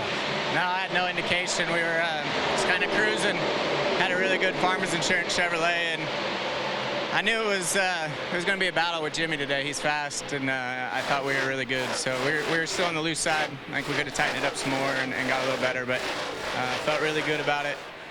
See what happens here through the rest of this race. But I know it's been a tough week for a lot of people, and you know, Jason Leffler is a good buddy of mine, and it's neat to see how the racing world and the fans and his friends and everybody supported him over the last 4 or 5 days, and that showed the person and the racer that he was. And I'm just I'm glad I could say it was one of my good friends. Certainly think, Adam, it'd be tough to find a person closer to Jason Leffler than Casey Kane. They actually flew back and forth from Pocono together. Jason was at Casey's shop Monday working out with his son Charlie, so he desperately misses him this weekend. Yeah, and I'm sure Marty had him on his mind today, hoping to get a victory for Jason, and unfortunately Casey's day ending like so many have lately in the garage. Today will be the 6th time of the last 7 races Kane has finished 17th or worse. Meanwhile, Jimmy Johnson trying to do what he did a week ago. Here he is around Truex, the 48 back in the top 5.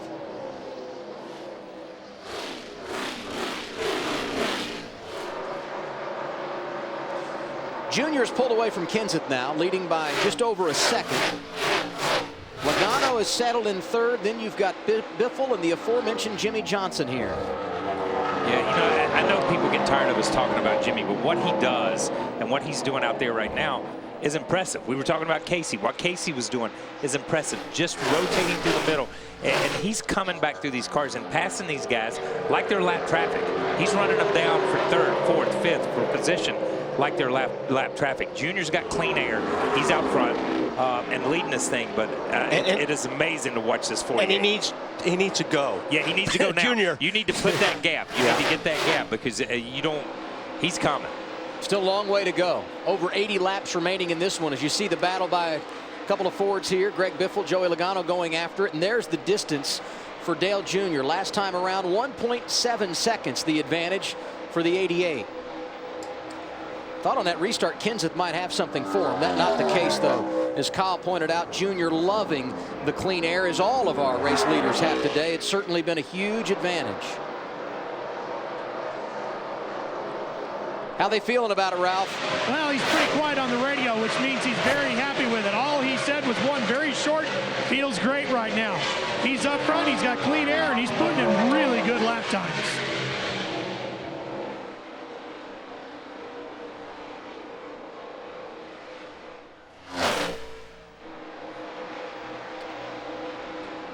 You know, it's early in the season. Dale Earnhardt Jr. had rattled off a number of top 5 finishes, leading the championship, and someone asked him about being the point leader. He shrugged it off, so this is not the time to be leading the championship. Then he went through a period where they were struggling, not running great, certainly not having good finishes, mainly because of mechanical issues. He kind of shrugged that off too, so we got to get better, but it's early in the season. This is a guy that has gone through an incredible transformation in regard to maturity, and I think he has really got things lined out at this stage in his career. Well, he certainly has things lined out at this racetrack. Yes. For whatever reason, when they come here, he is always very, very fast, really good here. I mean, they got him in a good situation being out front, but he's fast right now. He's clicking off really, really good laps. Now, Jimmy Johnson is probably as good, if not a little bit faster than Earnhardt right now. But Junior's got the track position. Yeah, got track position. And, you know, you talk about Junior, in his own words, he said, yeah, we had a great start to the season. Yes, we were leading the points. Yes, we've had some mechanical failures, but we've got to win races. That's what's going to make us a championship caliber team. We don't want to be a team that just wins 1 race a year or 2 races a year or 3 races a year. We want to be a team that wins 4 or 5 races a year and contends for championships. Hey guys, we've been talking about Dale Earnhardt Jr. We've been talking about tire strategy all day long, and maybe Ralph can confirm this, but I have been studying through my pit notes. He has not changed 4 tires yet. He has been to pit road 4 times, fuel only 1 time, and 2 tires on 3 occasions. Now, right now, with 79 laps to go, it's still a 2-stop race, but this 88 car, Dale Earnhardt Jr., they have not changed 4 tires once today. And a look there at the man calling the shots. Left of your screen, Steve Letarte. Well, I'd be, hey, Ralphie, have they changed left sides, though, today? You know, they have only changed 2 tires every time, and right sides every time. Right sides every time, Wally. They've not changed those left side tires. And, you know, I'd like to add a little something to what Adam was saying about Junior, too. You know, you were talking about him maturing. I think, actually, Adam, maybe a better word is evolving. Because if you talk to Junior, like we did in our interview in Countdown to Green presented by Kelly Blue Book earlier today, he said, you know, I'm still really the same guy at heart. He likes to have a lot of fun. That's why he has the Western Town and the race car graveyard. But he's evolved as to how he knows he has to go to achieve his goals of winning this championship, as far as being more in tune with the team, more connected with his family, all of that type of stuff. And Ralph, you can characterize him any way you want. The bottom line is he gets it. And that will be a huge asset as he tries to win his first title. And perhaps today, a win would be the first step.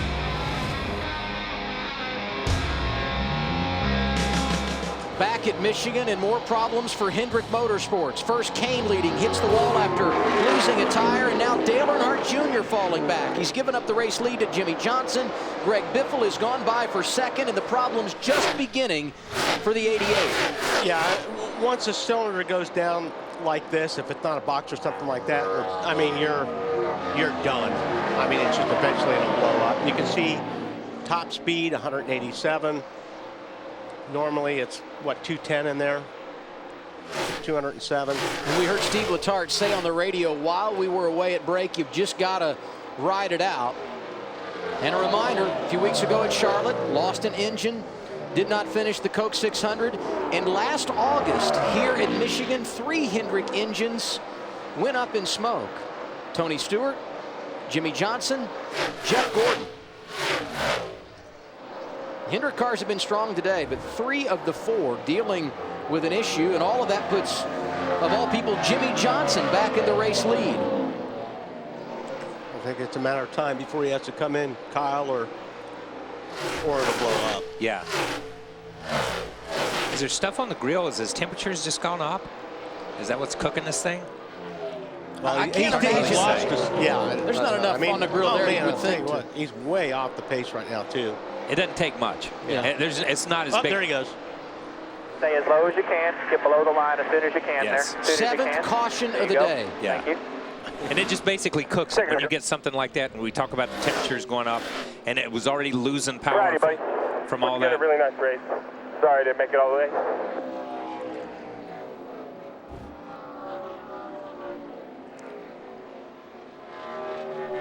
You see the debris there that Kyle was referring to, middle of the grill. And they take their air from the middle of the grill. We went through this at Pocono last week where the brake ducts were on the side, and they take that main intake from the middle. So it doesn't take, because there's not many square inches to get something on there. From high above here at Michigan.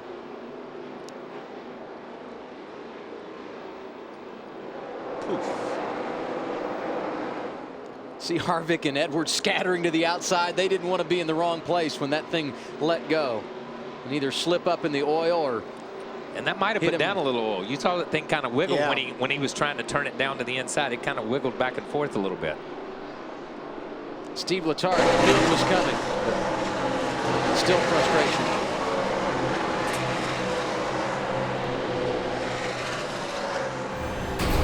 And the one thing he knows, you only have so many opportunities to win races, and when you have one, you must take advantage. Yeah, and that's what we talk about that all the time, because there's certain teams out here that have that opportunity almost every week. It looks like you take 36 races, they've got 28 times that they can physically, or that they know going to the racetrack they've got a shot at winning. We've seen over the past 3 or 4 years that Junior's not been that consistent winning. He comes to Michigan, that's a place, so they prepare for this. They look forward to this. They come. And there's been other races this year that I felt like he had a shot. Last week at Pocono, I felt like he was pretty good. If anything happens to Jimmy Johnson last week, he's right in the right place. But you hate to give up those opportunities. Pit stops under caution at lap 132, Marty.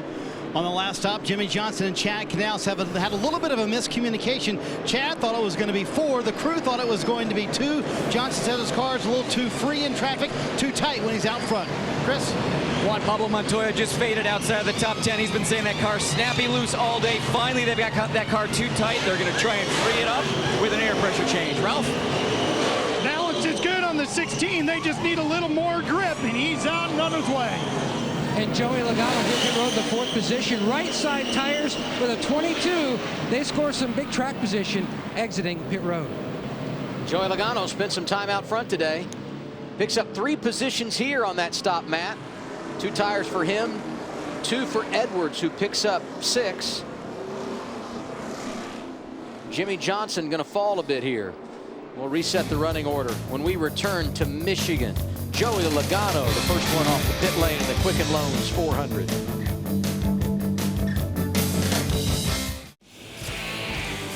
Round 2 of the Summer Series. NASCAR on TNT in Brooklyn, Michigan. Happy Father's Day, and good to have you along for the ride on a gorgeous Sunday afternoon. Been a fun race to watch. Maybe not for Mr. H. Hendrick cars had good equipment. Unfortunately, not a lot to show for it. First 10 laps, Bobby Labonte gets turned around. Jeff Gordon nowhere to go. Gordon right now scored in 42nd. Jimmy Johnson was 36th, rallied to the front, got the race lead from Jamie McMurray. Serving notice, he came to play. Later on, Dale Jr. able to win the battle off pit road. He spent some time at the front. And then Casey Kane took it away on a long green flag run. Right front tire goes down, he pops the wall. He's okay, but right now in the 38th position off track, his afternoon is over. And then just a few laps ago, 131 circuits in, Dale Jr. leading, drifted back, and eventually the 88 up in smoke. Jeff Gordon has returned to the race, and right now shown in 42nd, 115 laps behind the race leader, which will be Joey Logano when we get the restart. Travis Kvapil is not pitted, but I believe they will come down the pit lane. Carl Edwards right behind him. Matt Kenseth, Greg Biffle, and Kevin Harvick will be the top 5. Martin Truex Jr., Kyle Busch, Brad Keselowski, and Ricky Stenhouse Jr., the leader in the Rookie of the Year right now, is 10th. Jimmy Johnson took forced tires. He's going to restart in the 19th position. The 65 laps remaining. And we talk about Jeff right there. He can pick up 4 or 5 positions by the end of the race. That's about all, but that's 4 or 5 points. And remember, he was a wild card guy.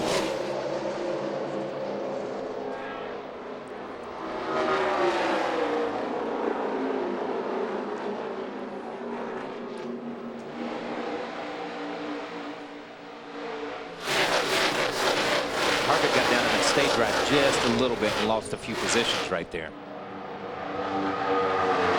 I'll tell you somebody to keep an eye on right here is that 22 car of Joey Logano. Led a handful of laps earlier, 18 to be exact, and he's not letting Carl Edwards get away. Here's another Ford, Greg Biffle making some noise with his old teammate Matt Kenseth. That's the battle for third.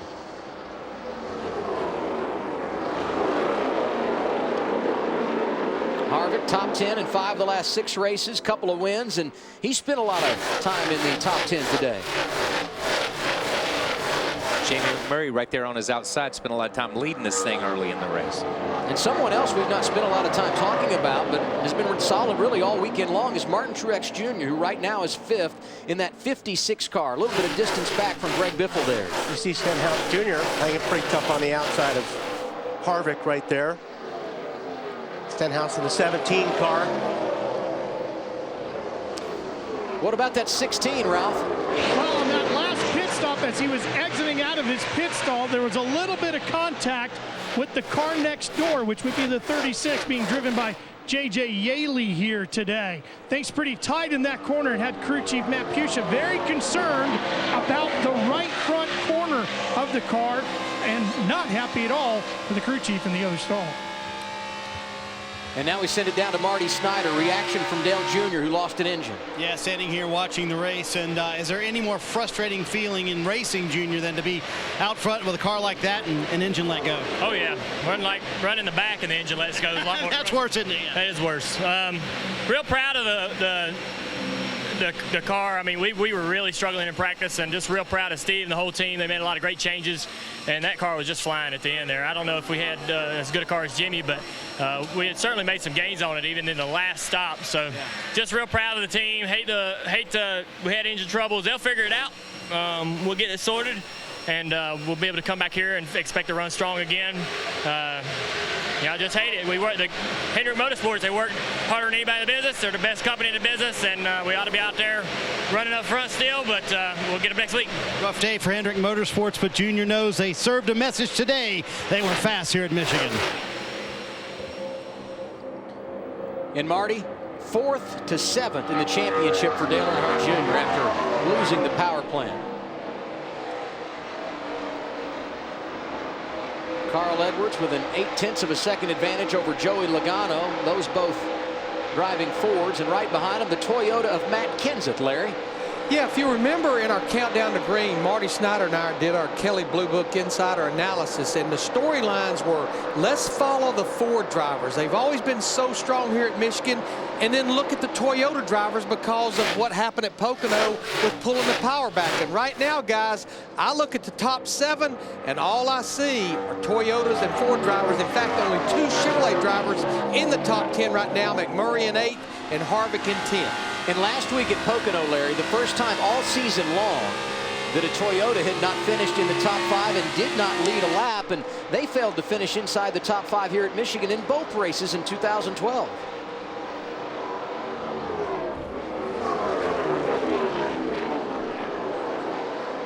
What's going on with the race leader right now, Matt? Now, when you look at Carl Edwards, Adam, it's been a drama-filled weekend for the 99. Now, on Friday, after sprint cut practice, he decided to go for a jog at a local high school. So if you're there and you said to your buddy, hey, that guy using a Slim Jim and a coat hanger trying to unlock a rental car looks a little bit like Carl Edwards, you were right. He had to call his PR guy, Randy Fuller, to come help. They got the car unlocked just in time to make it back with about 7 minutes to spare to go out and put that race car on the pole. Right now, the guy on the left side of your screen, Jimmy Finnick, continues to try to make that fast race car even better. Still a little too free on that 99. Here you see Kyle Busch driving around Jamie McMurray. Remember early in this race, lap 22, Kyle penalized for passing on pit road, restarted outside the top 30 when he was running 8th. He's got a strong race car, up to 7th now. And what kind of progress for Jimmy Johnson? Restarted 19th after getting 4 tires, and right now they're up to 15th, Larry. Yeah, I mean, I know Wally and Kyle, they've been really debating about these 2 tires, 4 tires. We talked about Dale Earnhardt Jr. up until he blew the engine. He had not even been to pit road and never changed left side tires. But I just feel like it's awfully late in the race when you've got as many drivers on the lead lap as we have, and you had that on that last caution, 19 drivers changed 2 tires, and right now he's almost 9 seconds behind Carl Edwards. We know we have to make one more stop. I promise you, all those guys in front of them, they have no plans on changing 4 tires, regardless under green or under caution. Marty. Well, guys, earlier in the race, when all that happened, Larry and Matt, when Jimmy Johnson came down pit road under caution, you see Carl Edwards going around Joey Logano. They took 2. Kenny Francis took 4. So Chad Knaus walked down to the 5 pit and kind of learned that strategy a little bit. So this time under caution, Jimmy Johnson takes 4 and everybody else takes 2. So they're certainly setting themselves up to take 2 late in the race. But check out all the holes Jimmy Johnson has dug out of today, Adam. 36 earlier in the race, they drove to the lead. Then they fell back to 12th, drove to the lead. Then they fell back to 7th, drove to the lead. Now 19th on this restart, trying to pass all these same cars once again. I'm curious, Wally and Kyle, do you like the strategy from Chad Knaus? I think that, Larry, I believe the 48 buried these guys on that strategy. That's just what I think. I think taking the fresh tires, everybody's got to pit again, and these guys have to take less than everybody else. Not to mention everybody's going to have 100 laps on their left side tires. I just think I think this was the right call for the 48. When he went around Montoya, that was for 14th. Long way to go, and things getting good at the front. Edwards, Logano, and Biffle, 1, 2, 3. We'll watch that battle when we continue from Michigan. Teammates going at it at the front. Greg Biffle driving to the inside of Carl Edwards. Makes it stick in turn 1. New leader with 50 laps to go at Michigan. It is the Biff.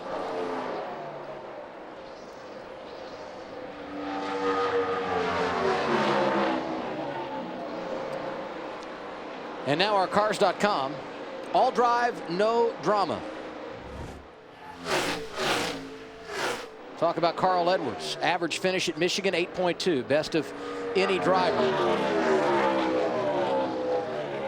Got his first career start here in 2004. Spends a lot of time in the top 10 when he competes here, and he's got a couple of victories. But right now, trying to solve the puzzle that is Greg Biffle, because his teammate also knows his way around the 2-mile oval at Michigan. 3 times a victor is Greg Biffle, including when we came here in August.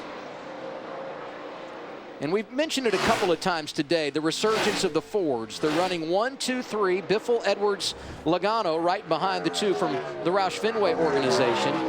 And not too far back behind them, Logano's teammate, Brad Keselowski. The defending champ scored in 6th right now. And behind Brad, pretty good comeback. Jamie McMurray sitting in the 7th spot. They were off sequence there, with everybody else. Took the wave around earlier in this race. Yeah. Here you look at Brad Keselowski. Great start to the season as he tries to defend his championship. First 7 races of the year, they averaged a 7th place finish. Not as good the last 7 weeks, but strong today. Let's listen to team audio.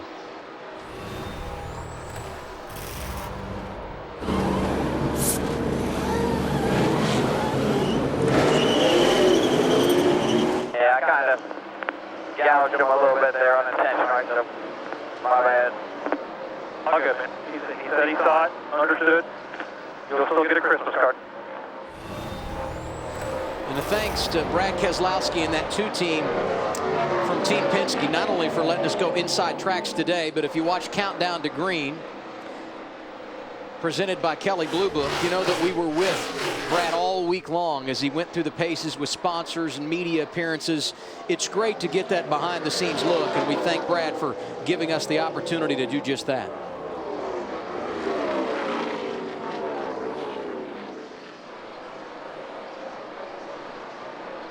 Ricky Stenhouse Jr., the 3rd member of the Roush Fenway organization, having a great day. Best of his rookie campaign.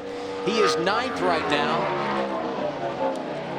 And running in between he and the race leader, the 99 of Carl Edwards. What's up there?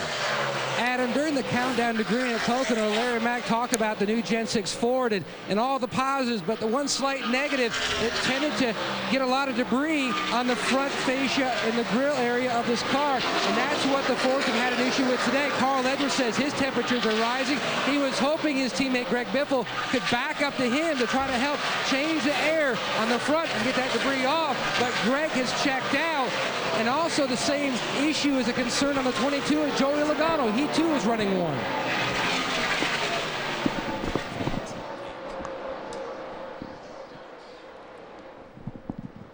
Martin Truex Jr. running behind the trio of Fords. And then you saw the battle for 5th there. Keselowski gaining some ground on Joey Logano. Greg Biffle out front. 3.1 seconds the advantage for Greg Biffle.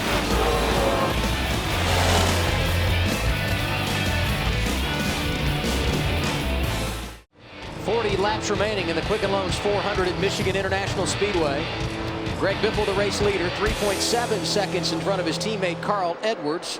Joey Logano, Martin Truex Jr., Matt Kenseth, the top 5. Let's go through the field, brought to you by McDonald's. Ralph Shaheen up first. Greg Biffle in the lead, would sure like to bring home Ford's 1,000th win in NASCAR competition today.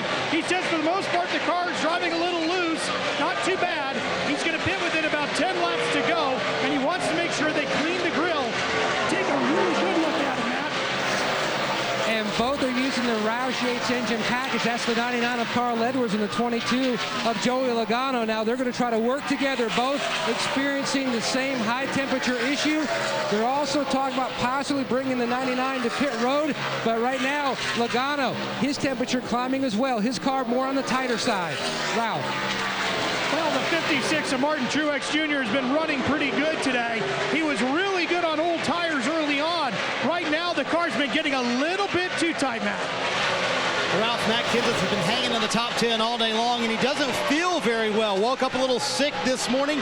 This is the same car they won with at Kansas, same tire they ran at Kansas, but as Jason Ratcliffe told me, we're not in Kansas anymore. The car just a little bit too loose for Matt right now. Matt? Brad Keselowski documented in our countdown to green just how important not only a great run, but a win would be here at Michigan International Speedway. Right now, he's running in the 2nd position. This is the car a little more on the tighter side through the center. The 18 of Kyle Busch, they have made so many changes through this race, just trying to get the car to tighten up on entry. It's better, Marty. Matt, Jimmy Johnson has led so many laps to this racetrack and has never been able to win at this racetrack. They're hoping they can find the way to the front today. Here's what the team said on the radio. We can do this, Phil. We can do this. That time is the same as the leader right there. We can do it. Well, I know he's got the car. I just got to get there. And he's running out of time to get there. He said on the radio a moment ago, the car much better through 3 and 4. He's wanting to check this Michigan box off very soon, Chris. Jamie Mack, the second of the Chevrolets out there. He was up front early on in this race, but then he had to pit off sequence on lap 69, a green flag pit stop, so they lost a lot of track position. He's been working hard, getting that car back up front all day long. Right now, the one car a little bit loose. Matt? And Ricky Stenhouse, Carl Edwards' teammate, has already hit pit road. Now Edwards on, huge track bar adjustment for the 99. This will be 4 tires, and they will be able to make it to the finish from here. He's away. And he took the 29. I'm sorry, Adam. No, I was just going to say, Matt, it took 4 tires in 14 seconds. So it's going to be interesting to see how long Jimmy Johnson's pit stop will be, because he's not going to take 4. And the 29 of Kevin Harvick, his car is now swung way back to the free side. He just keeps telling his team, loose, loose, loose. Big adjustment coming for Harvick. Harvick's teammate Paul Menard is in. Chris? And Paul Menard all race long has been dealing with a splitter that's been too high. They've been pulling Packers out of that right front for the majority of the race. Finally, they got the front end of that car to grip. Now they're going to try and get a little bit more grip at the back end with a track bar change. Ralph? Waiting for the 16 of the leader, Greg Biffle, to make his way to pit lane. They're asking him not to slide the tires. Let's see if they change them. Here he comes. How does that grill look? Does he have damage up there? They cleaned the grill. No significant damage. Right side tires going on. 1 can of fuel. There's 2. That should be time for 4 tires if they want them. They don't. Just 2 as the caution comes out. Jamie McMurray blows a right front tire. So the drivers that had come down pit road, Greg Biffle had made a stop, so had Carl Edwards. The free pass will go to Carl Edwards. He is the first one a lap down.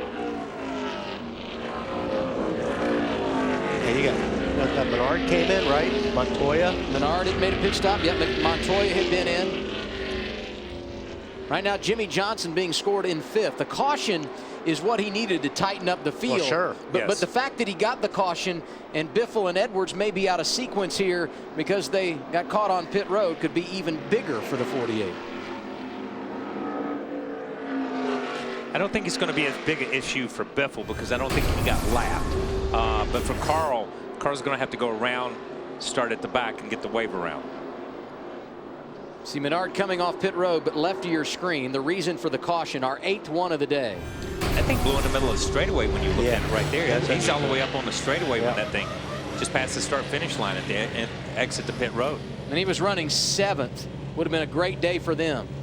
What do you see from a strategy standpoint, Larry, with just over 30 laps remaining? Well, I don't think anybody has a choice. I think Kyle and Wally, they've well documented Jimmy Johnson in that 48. They're going to go with 2, but I think this absolutely forces Logano, Kenseth, Keselowski, Kyle Busch. They have to go with 2. They cannot give up track position by going with 4 tires. Jimmy Johnson was over 10 seconds behind Greg Biffle before that cycle of pit stops began. And it was going to be really hard for him to get there. A lot of strategy to be played out. Here they come, Marty.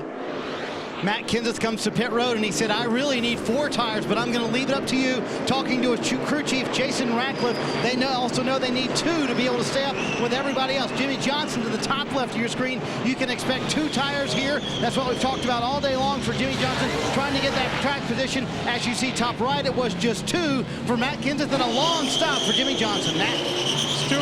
Tony Stewart is in. He's going to make a chassis adjustment on the right rear. 2 tires and 1 can of fuel, Matt. One of the best cars at Fontana was Joey Logano, and great car here again today. 4 tires now for Logano. Solid stop. He hit pit road as the leader.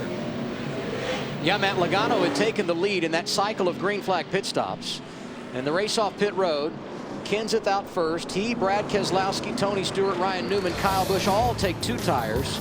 Johnson lost 3 spots despite taking 2. We will reset the running order after a break on TNT. 30 laps to go at Michigan, under caution for the 8th time today. Everyone on pit road, virtually everyone, a few had made pit stops under green prior to the caution, and you made some observations about both Matt Kenseth and Jimmy Johnson, Wally. Well, I couldn't believe how many cars beat Jimmy Johnson out of the pits, but if you watch, 48 car takes 2 cans of fuel. Kenseth only takes 1, not even 1. So it's just interesting to see if these guys have enough fuel that took 1 can. Now let's listen to what they were saying on the 48 radio. It's not going to hurt. It's not going to hurt at all. But we should be good. Of course. Yeah, I mean, we should be fine. I just don't see how those other guys are going to do it. 20 could have only taken 1 can of fuel.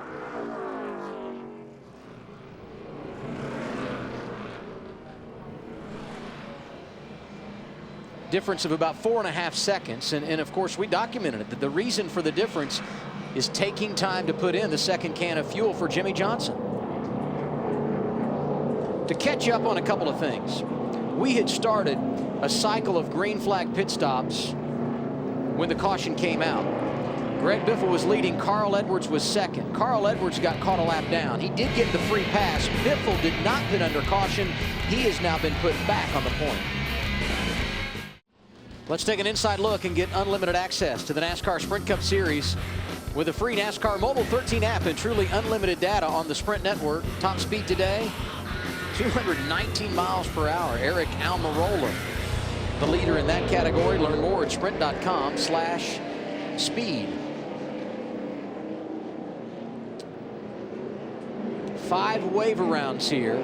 Getting back on the lead lap, Ricky Stenhouse Jr., Paul Menard, and Juan Pablo Montoya. Larry, we heard Kyle and Wally talking about what we just saw on pit road from the 48 and 20. What are your observations? Well, I probably don't question anything right there that Chad Knaus, Jimmy Johnson, and that 48 team did. With pitting with 32 laps to go, which we've documented the fuel window is somewhere around 34 to 38 laps. I want that race car full for this run. I probably question a lot like Wally and Kyle. That 20 car, Matt Kenseth, is he full enough to go to the end? And remember, not that green-white checkers are in abundance at Michigan, but we did have one back in 2008. So I'm a little questionable. These cautions are obviously helping them because it's 2-to-1 ratio, green to caution. But boy, they've got to be awfully close on fuel to make it to the end. And anytime you get a caution that comes out in the middle of a cycle of stops, it really shakes up the lineup. We documented the circumstance with Greg Biffle and Carl Edwards, who were running 1-2, and how it worked for them. Biffle leading. Carl Edwards now finds himself 24th. Truex in the top 5. Harvick is 3rd. Kenseth is there. So is Brad Keselowski. Tony Stewart up to 6th. And Clint Boyer, who had all those problems early, finds himself in the top 10. Clint's done a great job because Kyle and I were earlier like, after that first lap deal, those guys were out to lunch. They were jumped. Yes, they were. So Boyer, those guys have done a great job to get back in the top 10. And don't forget, 48's run out of fuel here before. Yeah. I'm sure that's on their mind. They want to make sure that doesn't happen again. Jimmy restarting 10th. We'll keep our eye on him. Greg Biffle gets away as the green goes back in the air. This is everybody's going to get a little bit more greedier too on these restarts now with 27 laps to go. Oh, Harvick really slid up the racetrack there. And Kenseth's just hanging it out. It was almost in the wall back there. He did go sideways. Yeah, he may have tagged the wall because he just lost everything. Either that or he's out of fuel. Yeah. No, just kidding. That's it. Not this soon. Wow. Starting to dig in, trying to get it back outside of Almirola. And look at Greg Biffle stretching it out. Yeah, he's loving that. And Jimmy Johnson is making some ground up there as well. He's up to 9th already. Harvick outside of Truex, that's for 2nd. Here comes Tony Stewart trying to make a late race rally. Keselowski hanging in there. Kyle Busch in the mix. And that's another thing about that Tony Stewart team. Well, when they have to roll out that backup after that first practice, they weren't that good. I thought, man, these guys are going to be in trouble. Boy, they have turned that thing around. They've done a great job. Jimmy Johnson's had issues a couple of different occasions today, but now he's coming to the front. Boyer trying to catch a draft as they cross the start-finish line. Matt Kenseth 11th. Watch what happened off turn 2 on the restart. And Matt was just a little bit high, that's all. and he saved that thing twice. This will be a fun shot. The onboard camera for Matt Kenseth. Wish we had a driver's shot of him. You know what? I think he saw the 55 drifting up a little bit. He went to give him some room and put himself in the gray area. Yeah, put himself in a bad place on the racetrack. But you see how momentum. I mean, he jumps out of that thing for what seemed like a second, and 10 cars seemed like drive past him. Went from 3rd to 13th and is now 10th, working over Joey Logano. Haven't talked a lot about Mark Martin today. 5-time winner here. He's knocking on the door of the top 10.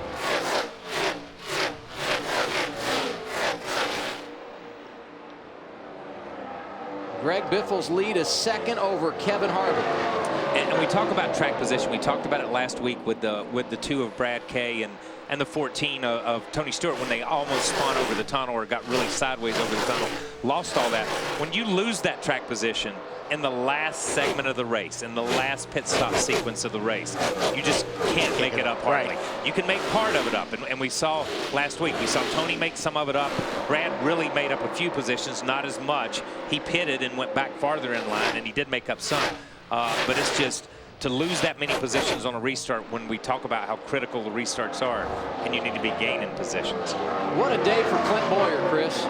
Yeah, very hard-earned 8th place right now. You can see up on that right front corner, he's got that fender cap up there from the contact with the 21 early in this race that sent them way back into really the tail end of the pack, and they've been working their way forward all day long. But aerodynamics so important here at Michigan. That car not as fast as the lead group. A little bit tight all the way through the corner. Now Clint Boyer battling through a lot of adversity. Some other drivers not getting that opportunity. The early crash for Jeff Gordon, a 2-time winner here. Casey Kane leading, perhaps the best car here today. Pops a tire, hits the wall, done for the afternoon. And Dale Earnhardt Jr., great in the middle stages, leading this race when he lost an engine. We've had some big names have some big problems. Jimmy Johnson spent some time toward the back early, but he has proven the car is fast. Going after Tony Stewart right here, put the 48 up to 4th. And here comes Brad Keselowski. These 3 drivers have combined to win, I think, the last 9 championships if you add them all together. Maybe it's 8, but it's a big number. You know, Brad's recovered pretty nice. We've not really talked about him. He's hovered there 7th, 8th, 9th all day long. Not really talked a lot about Tony. But here they are. Their strategy played out to put them in that position late in the race to be able to have a solid finish. As you watch these 2 battle inside the top 10, you notice Keselowski behind the wheel of a Ford. They have had a nice resurgence today. Carl Edwards started on the pole, but he got caught out on that cycle of green flag pit stops. He had made his stop when the caution came, was the first car a lap down rather, got the free pass and is now running back in the top 15, Matt. Adam, before that pit stop, you could hear the concern in Carl Edwards' voice about hurting the motor due to running the temperature so high. He just reported to Jimmy Finnick that the car just feels down on power, like he has indeed hurt the engine. He asked Jimmy Finnick, is there a switch that I can flip to maybe go to something else to try to help rectify the issue? And Jimmy says, you have what you have. 19 laps to go. Just do the best you can so we can leave here with what we can get. Jimmy Johnson driving it to the front inside of Martin Truex Jr., the 5-time champion, now 3rd. Don't forget, this one of 5 tracks where he has never experienced victory. So close on so many occasions for Jimmy Johnson. Yeah, but you know, there's Biffle. We just saw him go out of camera shot, and right there on his tail is the 29 car of Harvick, who's had a great run today, a solid run. And you know, Jimmy may be fast. 19 laps, you got to run these guys down, and you got to get around Kevin Harvick and Greg Biffle, 2 of the best in the business, and 2 of the widest race cars on the racetrack when it comes to trying to pass. Jimmy 2.9 seconds behind the leader, Marty. Stalking his prey, Adam, as he comes up through the field. How many times have we seen Jimmy Johnson have arguably the best car at Michigan and not be able to win? That could be the case today. His spotter, Earl Barber, just told him Harvick is going to be hard to catch. And as Kyle to pass. I think at this point, I don't know if you guys agree or not, 48 might need a caution if they're going to pull this win off. But if Harvick and Biffle start racing each other, Johnson's going to close that gap up in a hurry. Instantly. Yeah. The best thing that can happen for Jimmy is Harvick to start giving Biffle some problems. Absolutely. And here's the difference between first and second. At the line, Biffle and Harvick, the separation 0.6 of a second. Jimmy now 2.4 behind. 16 laps remaining. Last week at Pocono, a bit of a role reversal. Jimmy Johnson leading the race. Greg Biffle trying to run him down. Jimmy's picking up, what, 0.3 of a second a lap. He'll get there if he keeps up this pace. Yes, he was in that camera shot. He hadn't been in the camera shot before. But, you know, where these guys are running, you're right. If these two guys could get side by side, then Jimmy's all over. But, you know, it's just going to be one of those deals. Catch these guys, and is Jimmy's car still driving at this stage in the race good enough to do what we saw him do earlier? Just turn left like the 5 car of Casey Kane and just pass these guys inside or out wherever he felt comfortable. You know what? I think tire-wise, he's probably the best of the bunch right now. Yes. I would agree with that. I would agree with where he's at right now, that the left sides are just in there and just exactly where they need to be, in the heart of where they need to be, and the right sides have come in by now. And let's give a call to to Kevin Harvick, who's in between Biffle and Johnson. He's won twice in the last 6 weeks. I mean, this is a team that has really put a nice package together in the middle stages of the regular season. Yeah, you know, normally don't even really mention Harvick's name until we get to this part of the race, and he's always going to be sitting there, you know, for the win. Championship implications. Greg Biffle leading today has jumped up to 8th in points. But a win would be huge to help solidify a spot in the chase. Kevin Harvick running second has won twice. A win for him would put him on level playing field with Matt Kenseth and Jimmy Johnson, who have won 3 times this season. And if Johnson can win, he would set himself atop the board with 4 victories on the campaign. Ralph? Well, Adam, it's just nothing but lap times and encouragement from the spotter to driver Greg Biffle as he's focused on breaking out the laps. However, the pressure building down here on pit lane with Ford versus Chevy in the closing laps. All of the key Ford executives have gathered around the monitors here in Biffle's pits, including Jamie Allison, Director of Ford Motorsports for North America. You think this isn't big? It's huge to those guys. The battle for Detroit is on in the closing laps. And if Biffle wins, they'll know their way to victory lane. Ford has won here 32 times. Let's take an inside look and get unlimited access to the NASCAR Sprint Cup Series with a free NASCAR Mobile 13 app and truly unlimited data on the Sprint Network. Most laps led today, Greg Biffle. 36 laps out front. For more, go to sprint.com/speed. I think as long as Biffle doesn't have anybody around him, he's going to be okay. But I mean, just watching that car right now, Kyle, it's twitching more. It's starting to slide around a lot more. And the 3rd place car, Jimmy Johnson, you know, when he's not in traffic, he's about 2 miles an hour faster than both Biffle and Harvick. Harvick's not really making any gains on Biffle. No, that spacing has kind of stabilized. And I think the thing is, you know, here we are with what?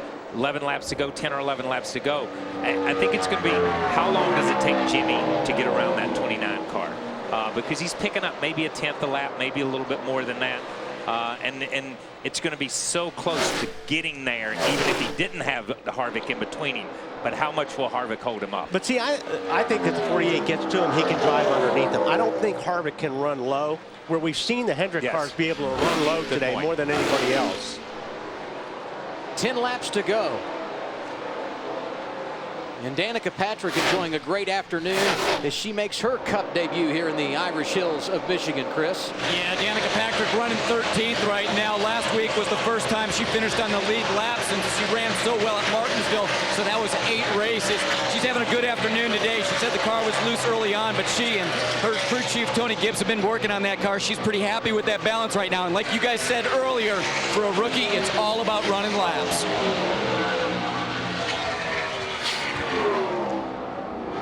He didn't wasted a lot of time getting around that 29. You know, I agree. Got down in 3, rotated, and just took the line away. And then as you see him go to the inside of the racetrack, that's to break that side draft and get back up in front of the 29 I'm car. sorry, I don't know if he's got enough time to get to Biffle now, but I think if he gets to him, Biffle's in trouble. Hey guys, what a difference a week makes. Who was chasing who about 7 days ago at Pocono? I believe it was reversed where the top two's at right now, isn't it? Yeah, I think it was reversed last time, but the 16 said, I'm doing all I can. I don't think Jimmy's saying I'm doing all I can right now. 8 laps to go. The advantage for Biffle, 1.6 seconds. You think about the career for Greg. Won a Truck Series championship driving for Jack Roush. Made the step up to the Nationwide Series, where he also delivered a title to the Cat in the Hat. But he's been shut out when it comes to the big trophy at NASCAR's top level. Took a big step last week in regard to the championship, getting back into the top 10 in the standings, and certainly would further his title foundation today if he can get his first win of the year. Think back to last August, 8 laps to go. Jimmy Johnson was leading. Greg Biffle was running second. Johnson had the problems that opened the door for the 16. Let's look back. Greg had a great race car, so many times he's come up here and led a bunch of laps. See him moving through the field here, passing Brad Keselowski. Brad eventually finished second to Greg, who on that Sunday afternoon got his 3rd win at Michigan. That's a 4th of the wins. Biffle's got a 4th of the wins all time for Jack Roush at this track, and the team's got more than any other.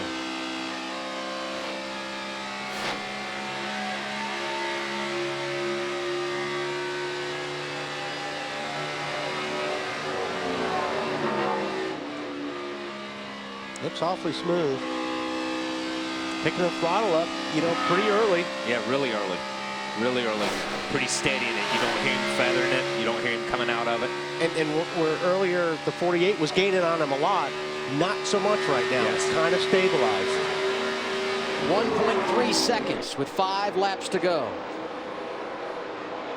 Well, I'll tell you, Biffle said, if this track goes my way, we've got a good piece. And obviously, whatever that meant, it went his way. Radiator help. Okay.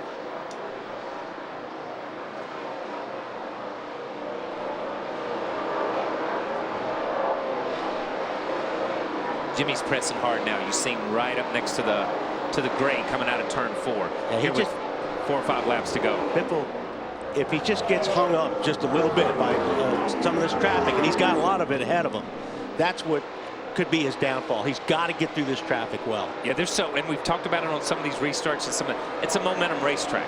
There's so much. The corners are so great. You've just got to let the car roll in, get to the gas quick. Here we see the 83 getting out of the way, just not going to be a factor, and that's what lap cars need to do at this point in time in the race. Don't change the outcome of the race because of something. You pull up in front of somebody, you hold somebody up. And if you're Greg, you have to hope you catch the lap traffic at the right time. Across the start-finish line, 3 laps to go for Greg Biffle, Ralph. He wanted to get close to David Rudiman in the 83 just to make sure everything gets blown off the grill so he doesn't have any heating issues. But the car is very good up top, he says. If he can stay up front, should be a smooth run. And Ralph, Jimmy Johnson in the wall, running second. No caution yet. Here comes Kevin Harvick. That's for the runner-up position. That's got to be a cut tire like that, like we saw on those other guys. Left front flat. Left front. And if you're Greg Biffle, you don't want a caution. No. We're going to get 2 to go here. A caution would change everything. It would mean a green-white checker. Jimmy got up next to the wall, got back across the racetrack to the inside. So hopefully if the thing does not come apart, there shouldn't be debris. What was a 1-second advantage for Greg Biffle? The problems for Jimmy Johnson as he comes to pit road. Now a 4.8-second lead for the 16.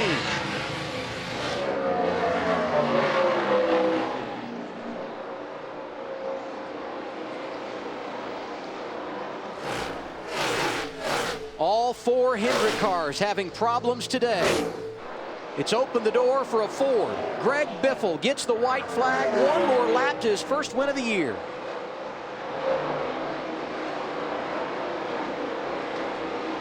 Think about Jimmy Johnson led laps, had a dominant car. The same for Casey Kane. In fact, both he and Dale Earnhardt Jr. had issues while leading.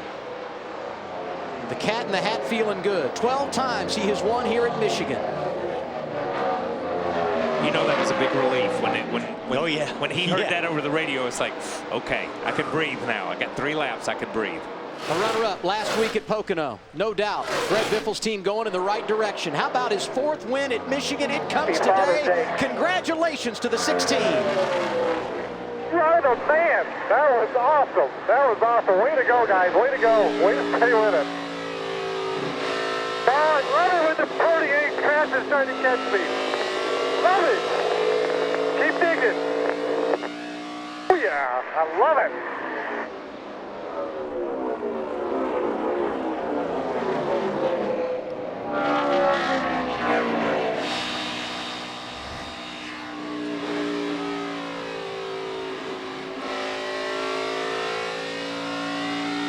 Back-to-back wins. Here at Michigan, Greg Biffle gets the checkered flag in the Quicken Loans 400.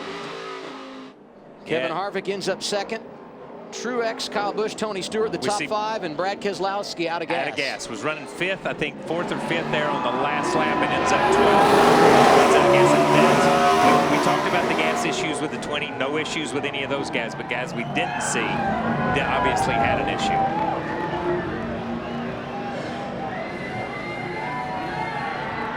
They got to feel good about it today, Ralph. Yeah, they are. Matt Busha down here, all the celebrating going on. 1,000th win for Ford in NASCAR. Congratulations. A big one here today. How did you play this one out strategy-wise? Pretty incredible. First of all, I want to say, we're thinking about Jason Leffler's family and everybody, little Charlie. It's tragic, what happened there, and all the fathers out there. Happy Father's Day. But Greg Biffle, he just did it today. We got a little off there early in the race. We kept working on it, kept tuning on it, and just put ourselves in the position at the end of the race, and that's what it took. I think the 48 got a little bit off sequence from where we were and got a little bit ahead of them, and I think we were a little bit better there than them at the end. So, it's just an awesome day. I can't say enough about these guys. We've been working really hard, and for a 1,000th win for Ford, that's pretty incredible. Go celebrate. Thank you. Greg Biffle went back-to-back here in 2004 and 2005. Today, the 2nd time. He's won 2 in a row. He's got the checkered flag in the Irish Hills this afternoon. Welcome back to Brooklyn, Michigan. It is the NASCAR on TNT post-race show. Greg Biffle lighting him up. He was able to get it done today at Michigan, and how about that celebration? Nothing like a victory. They are hard to come by in the Sprint Cup Series. Let's go down to Matt Yoakum in victory lane.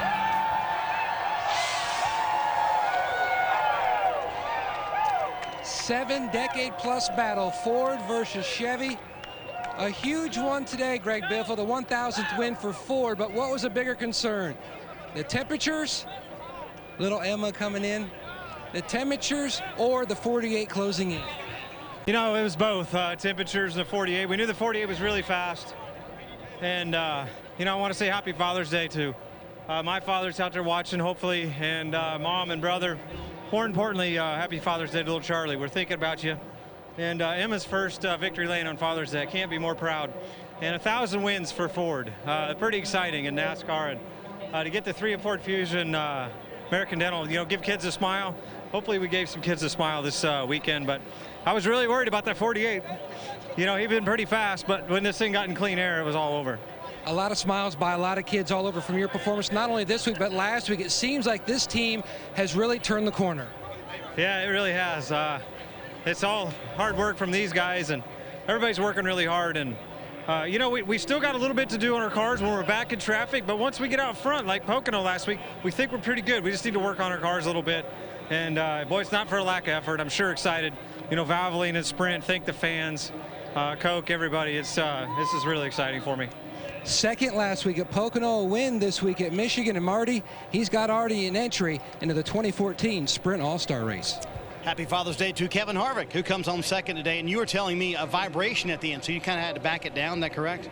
Yeah, we had one at the end. We had a few of them throughout the day. So, you know, you just have to ride it out and hope that you don't wind up like a lot of those guys did. But everybody on our Budweiser Chevy did a great job today. I didn't wake up this morning thinking that we were going to even run in the top 10. I was pretty nervous about our car, but Gil and everybody on this whole Budweiser team did a great job making adjustments this morning, and we just kept our head in there and kept digging and changing the car. We didn't start off great. We made some big adjustments on that first pit stop, and we were able to get some track position, and then they did a good job managing when the caution came out there to get us off the end of pit road in front of the leaders. So everybody did a good job today. We saw so many right fronts go down, and you and I were talking about that. Why do you think that is? Well, you know, it's just there's a lack of grip, you know, with this particular tire on this particular track, and you got really high speed, so you have to do everything you can do to get your car planted in the racetrack, and when you do that, it's going to build some heat and harder on the tire, and you have some issues sometimes. So it's just a fine line. We're always on the conservative side on camber and a lot of things, so I'm glad for that. That makes it 3 straight top 10s for Happy Harvick. Ralph? All right. We're down here with Tony Stewart, 5th place today in a backup car after not having a whole lot of laps. This should tell everybody this crew is pretty tight, isn't it? Oh, yeah. I mean, they've been tight. It's just, you know, we just haven't had much luck. And today we really weren't a 5th place car, but, you know, we had some brakes go our way. A caution came out at the right time, got a good restart, and, you know, 2 of the guys ahead of us, one had fuel trouble and one had a problem. So, you know, we got some brakes going our way today, but proud of these guys. You know, Bass Pro Shop's been hanging in there all year with us, and Mobile One and Rush Truck Centers and Code 3 and Associates. So, you know, Coke, you know, Sprint and everybody. So, just was a good weekend for me, putting us in a hole as far as I did on Friday, crashing that primary car. Yeah, and a 410 sprint car win last night too. Pretty good weekend all the way around for Tony Stewart, and a good points day. Shows this 14 team is going to make a push towards that championship chase. Well, Jimmy Johnson came from the back today, what, 3, 4, maybe 5 times. Jimmy, how frustrating was it to have the car get into the wall in the closing laps? Yeah, just a bummer. We had a great race car, and the strategy was throwing some challenges at us today, and we just struggled with maintaining track position, but we had a fast car, and I could drive up through there. And as soon as I'd get to first or second, a caution would come out, and then something would happen again, and we'd lose track position. So, but great race car, and I hate having that problem at the end. You know, I had to run the car really hard to get through all those guys, and must have worn through that right front tire, and 2 or 3 to go, and went down going into turn 1. Well, these guys were definitely a team to beat today. Jimmy Johnson comes home 28th. Chris, Casey Kane, or I'm sorry, Kyle Busch. We were just talking about Casey Kane. That's why I said that. We've had too many issues with Casey. Yeah, we have. Finishes 4th today, and you came on the radio and said, man, that was a good day. That's all we had. Yeah, that's all we had. We probably could have been better if we got better track position on restarts, but I had such a hard time getting into the corners behind people and protecting what I had on restarts, so people would get by me for a couple laps. And then once it spread out, it seemed like I could handle my own and I could chase people back down, but really, really hard to pass for me.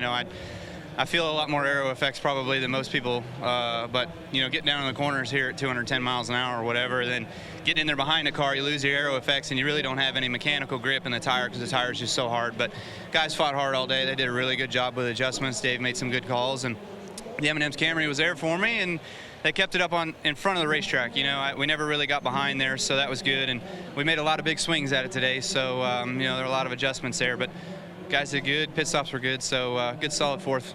We finish a few more of these a little bit better, we'll be knocking out some wins here. Kyle passed a ton of cars today after that penalty on pit road. Finishes 4th, his 3rd straight top 10, Adam.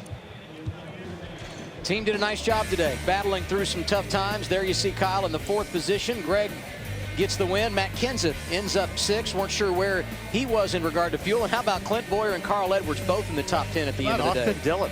Great run for those guys, finishing 11th. Yeah, all the Childress cars. You look at them 2nd, and Jeff Burton was there in 10th.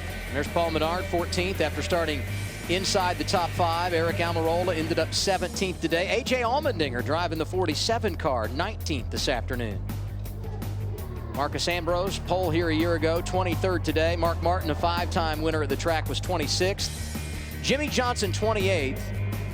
And how about this? The first time since June of '05 at Sonoma that all 4 Hendrick cars have ended up outside the top 25. That's an amazing stat.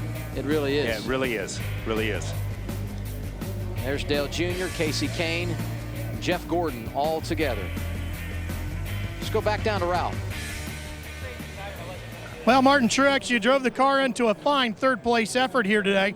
You guys did an amazing job with tires early on and stunned everybody thinking that you were going way longer than you needed to. But the car really worked good then, didn't it?